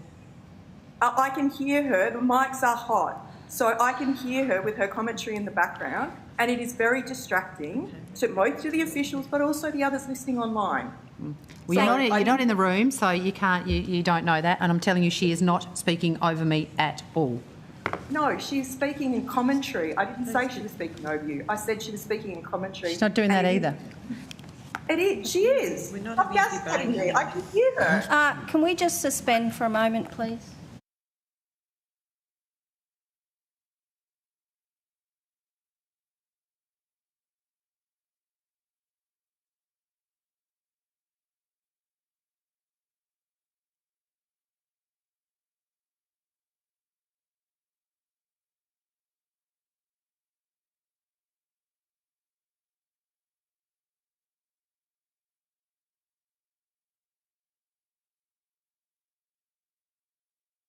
Recommence, please.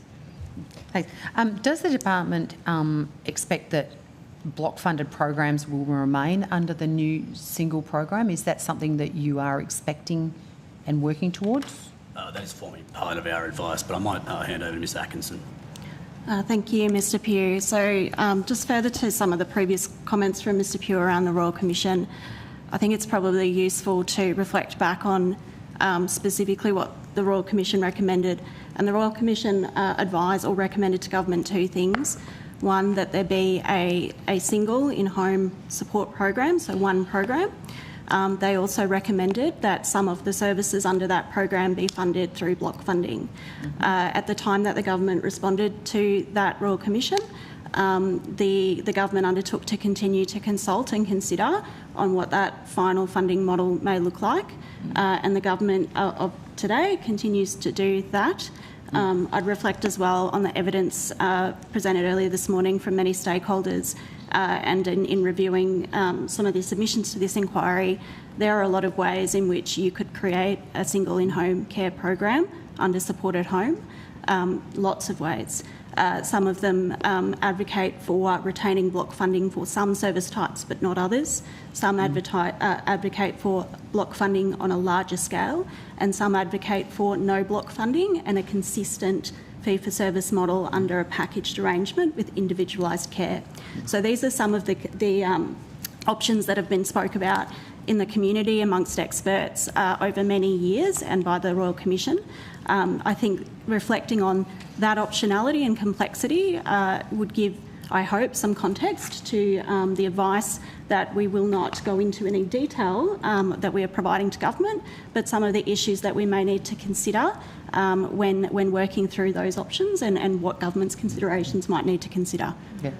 So probably, I mean, hearing what you're saying, and that's very useful. But I mean, the concern that I'm generating or hearing today is that there are all of these things that could be considered in terms of getting to that single sort of point of entry or single home care in home system that could have a whole range of different things that sit under it, but nobody knows when the decisions are going to be. Well, they don't know what they're likely to be. They don't know when the decisions are going to be made. They don't know when they're going to have to gear up for it. They don't know what the transition's going to look like. So to that end, one of the things that we're seeing at the moment with discussion in another part of your agency around the NDIS is that the government is now trying to sort of reverse engineer out of the NDIS a group of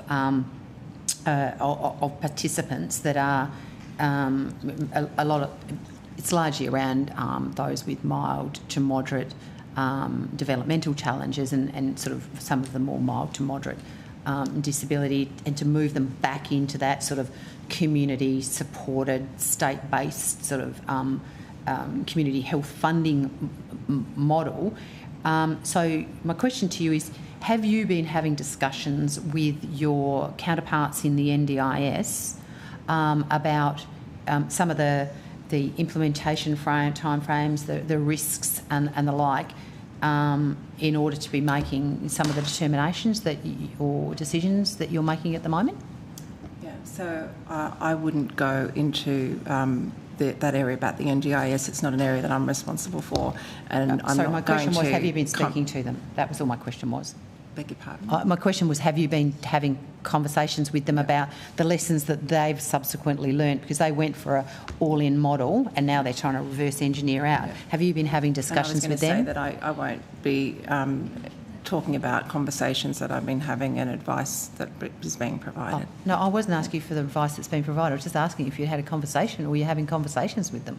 I mean, that's not confidential or in any way likely to cause a problem. Have you been speaking to the NDIS around their experiences in terms of the challenges? Not to date. Okay.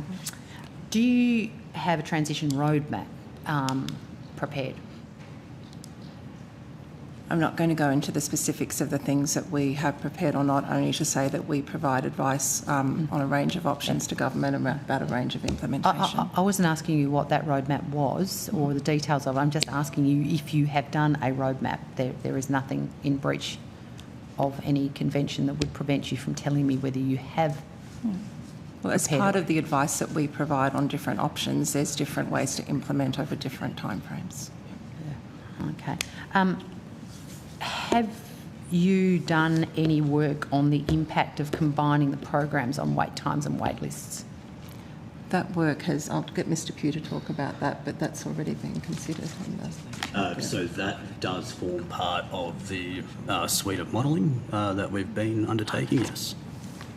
Probably just to clarify as well, Ms Stewart's earlier point, so obviously as a single portfolio we talk internally all the time, and so while we might not have had a specific combination about what you refer to, which I assume you mean the Thriving Kids program as being reverse engineered, I don't think we've had a specific conversation around how can we reverse engineer CHSP into support home to make it work, but we do have implementation, lessons learned, discussions with our counterparts across the portfolio on a regular basis, and that is exactly what you would expect of the public service. And I should say across government, and that hasn't commenced when we've had our colleagues move into the portfolio. Those discussions have been going on for many years, and also across other portfolios, a part of the care economy, and that is what you would expect, as Mr Pugh said, from the public service. Yeah, you would, but it just didn't seem to be something that was forthcoming as an answer. So just back to the question around the impacts on wait times and wait lists. I'm just keen to unpack that, because one of the big concerns that has been expressed in submissions we've received and evidence that we've received this morning is that we've got, you're in the process of transitioning the 230,000 or so people that are on home care into supported home, which is obviously a big job that is taking a lot of your focus at the moment. Then you've got 835,000 people who are on CHSP, some of which are waiting for their package and some of which are just on CHSP. What is your anticipation in terms of the wait times and the wait lists about what happens to those people when they come in? Do they go on to the end of the wait list, and will they no longer have any services until they get access to support at home? I mean, what is the thought process? I mean, I ask this not because I'm trying to be tricky. I would suggest that there are a lot of older Australians and their families who are really, really worried about what this might look like. And I'm just wondering whether you had an opportunity to give some confidence that they will at least receive no less service than they are prior to their transition to when they post-transition. So can you give us a guarantee that no older Australian in the process of this transition will be left with less support than they have prior to the transition? Just, I might make a quick correction, and I am also not trying to be tricky, but I think you mentioned 230,000 people transitioned. It was actually significantly higher than that. From the HCP to support home was actually 328,014, so quite markedly higher. And then, but when you talk, you're absolutely right in the context of we've got 835,000 people left to go.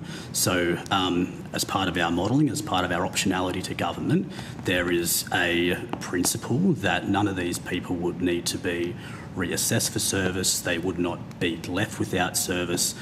We have learnt, and we are looking closely at the changes in the pricing construct between home care and support at home, and how we might make sure that if there are similar changes and I'm not saying there are going to be, but if there are similar changes that occur, that is better communicated and people are very aware of what they're being transitioned into. So they're probably from an officials level, the guarantees that we can provide. And then, of course, there's the translation between the policy and implementation. So all of those things will need to have a very, very close eye to as we go through the process. Yeah, look, thanks for that. But to be clear, if I was listening to your answer just then as an older person who was on CHSP, I don't think they would take from that you've just guaranteed that they will have no less service than they currently do. Well, I did say it was an underlying principle of all the options that we are modelling. I don't know if it is for me to give that guarantee, but I mean, I'll give them a personal guarantee, but I don't know if that extends any further. No, I'm not expecting you to do that. Maybe a question that I'll ask the Minister next week. You also mentioned, Ms Stewart, that you had done some modelling in relation to wait lists and wait times. I'm just wondering if that was possible to have that tabled. I mean, maybe not today, you probably don't have it with you, but be able to be provided. Well, and I don't know if I can table it because it's, it's delivery process of government. I think Ms Stewart might be able to say this, but I don't think what I said was that we were doing with every option. What I was saying was with every option, there's differences in terms of how it's implemented. That's what I was thinking I was saying, and a plan for that. Well, maybe it was you, Mr Pugh, that made the comment about it. About you'd done some modelling on wait lists and wait times, whether that was able to so I mean, it's part of the deliberative process of government. So at the right time, we may be able to make that available, but I can't give that to you now. Was there any in your work that you've done? Does any concerns were raised, or is it's all absolutely fine and wait lists are not going to get any longer than they currently are? I think it's important to state the commitment first. So I think that's important in terms of the commitment that we're working towards, which is average of 3 months wait time, 1st of November 2027. I think that's important. So I noticed that was in your submission about that you were, I think it was by the end of 2027?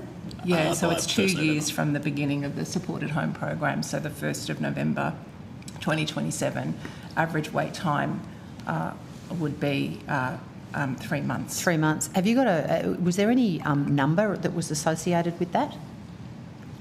So it's 3 months, but how many people? I mean, 3 months for, 1 million people is probably not great, but 3 months for 20,000 people probably definitely shows an incredibly marked improvement. I mean, so was there an actual number of people that was associated with that 3 months? I can get that for you on notice, but it would be the I can't remember my own number now, 328 and 14, plus the 83,000 that have been washed through in the program, plus any additions in the second year of the program. So I don't have that number, but it's higher than the combination of those two figures, if that makes sense.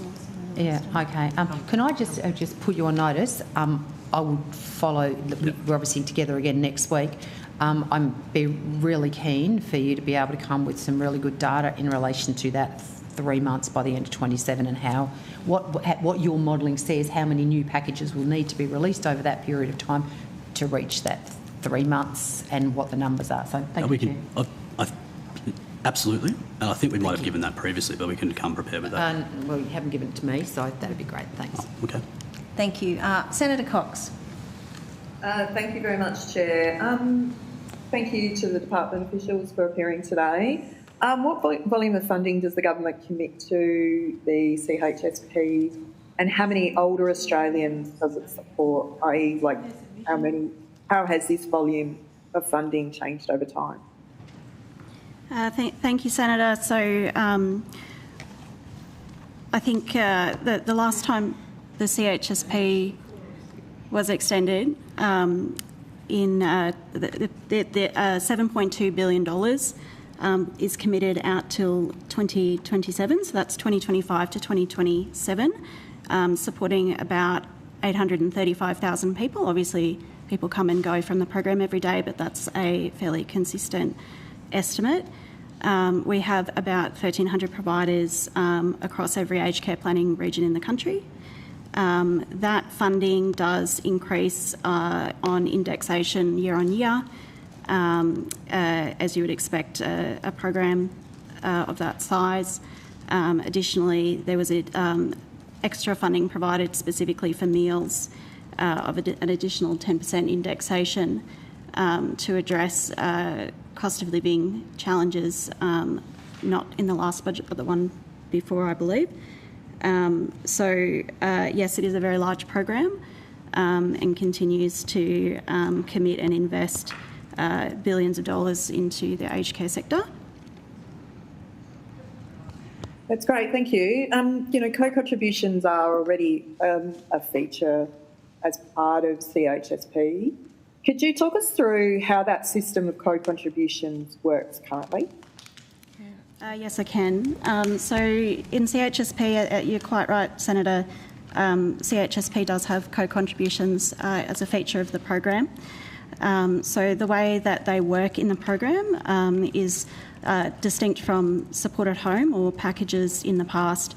CHSP clients are not subject to a means test. We instead expect providers to work closely with clients around what is affordable for them to pay for services, and the government provides a recommended reasonable range of consumer contribution to providers according to each service type. Now that range is based off of a study that was undertaken in 2019, commissioned to organisation ASL Allens, and that study sought to determine the overall cost of services in CHSP and to allocate a reasonable contribution for older people. So you can find the CHSP pricing framework online as part of the CHSP program manual, and those prices are in there, and you'll see a range of which for each service type that the government provides for each service output and a reasonable range for each client. I should also state that CHSP does have hardship arrangements. However, these are managed by CHSP providers. So CHSP providers are required to have a hardship policy. That policy must be published, and that they must undertake to provide reasonable hardship arrangements for older people if they cannot afford to pay a contribution, as was previously agreed. Older people should also, that a provider cannot charge a consumer contribution in CHSP without first having that rate agreed with the older person. And since the new Aged Care Act has come into place, that is now consistent with the Support at Home program, expected to be contained in the older person's service agreement. So as you can hear, there is some consistency across the two programs in that there is an expectation that older people who can afford to do so make a contribution. There is some elements that are not consistent, and in particular that is that clients in CHSP are not means tested, and that there is a greater onus on providers to determine what is an appropriate rate and to determine and be reasonable about hardship arrangements. And the government provides as much advice as possible to help providers in guiding those decisions.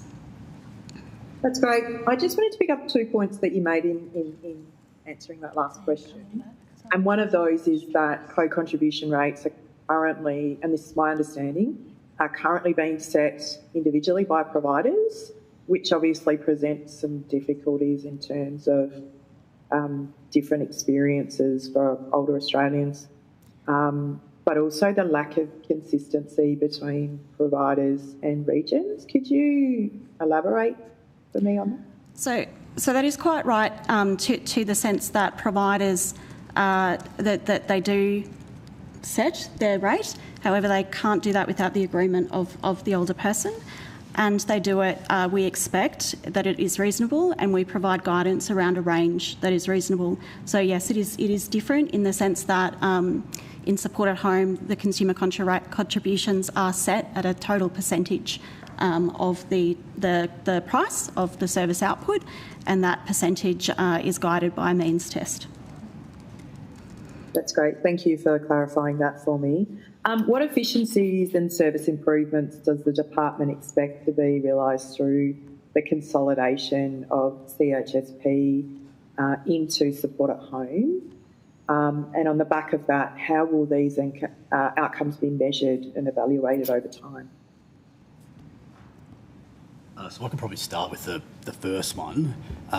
At the moment, we do have sort of disparate contribution arrangements across the various programs, and so if we were to move to a model that had a greater level of consistency, that would obviously provide more surety for providers for older people, and also be a little bit easier to understand as you move through the continuum of services from your entry level all the way up to your highest acuity needs at the top end of support at home, but then also in the residential aged care program. So that's probably one of the key points that I'd make in relation to the first part of that question, Senator.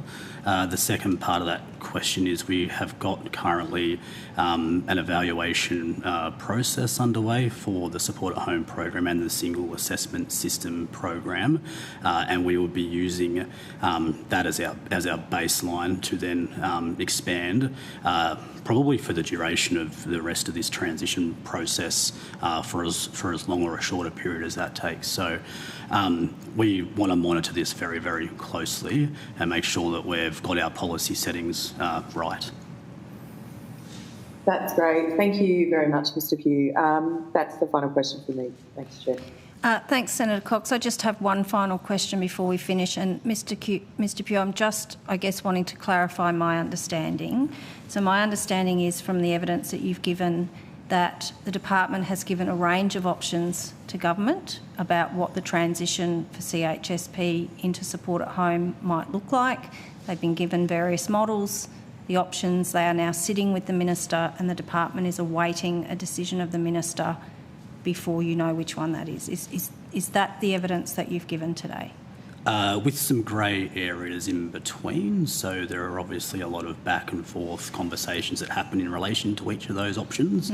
So I wouldn't be sitting there saying that the department's done its duty and that we're simply waiting for the minister and he's dragging the chain. What I'm saying is that we are in an open back and forth consultative process. The government rightly wants to understand that it's got the absolute right policy settings in place before it makes a decision, and so that is both incumbent on the department to provide that information and the government to make a decision based on the best advice available to it. That's the evidence that I'm providing. All right, thank you, and I appreciate the clarity. Well, that concludes our hearing today. I want to thank all the witnesses who've appeared today, and also to Hansard and Broadcasting for their assistance, and as always, the Secretariat. The committee will report to the Senate on Wednesday, the 15th of April 2026, and has agreed that responses to questions on notice should be provided by close of business on the 20th of February 2026, and the committee now stands adjourned. Thanks very much.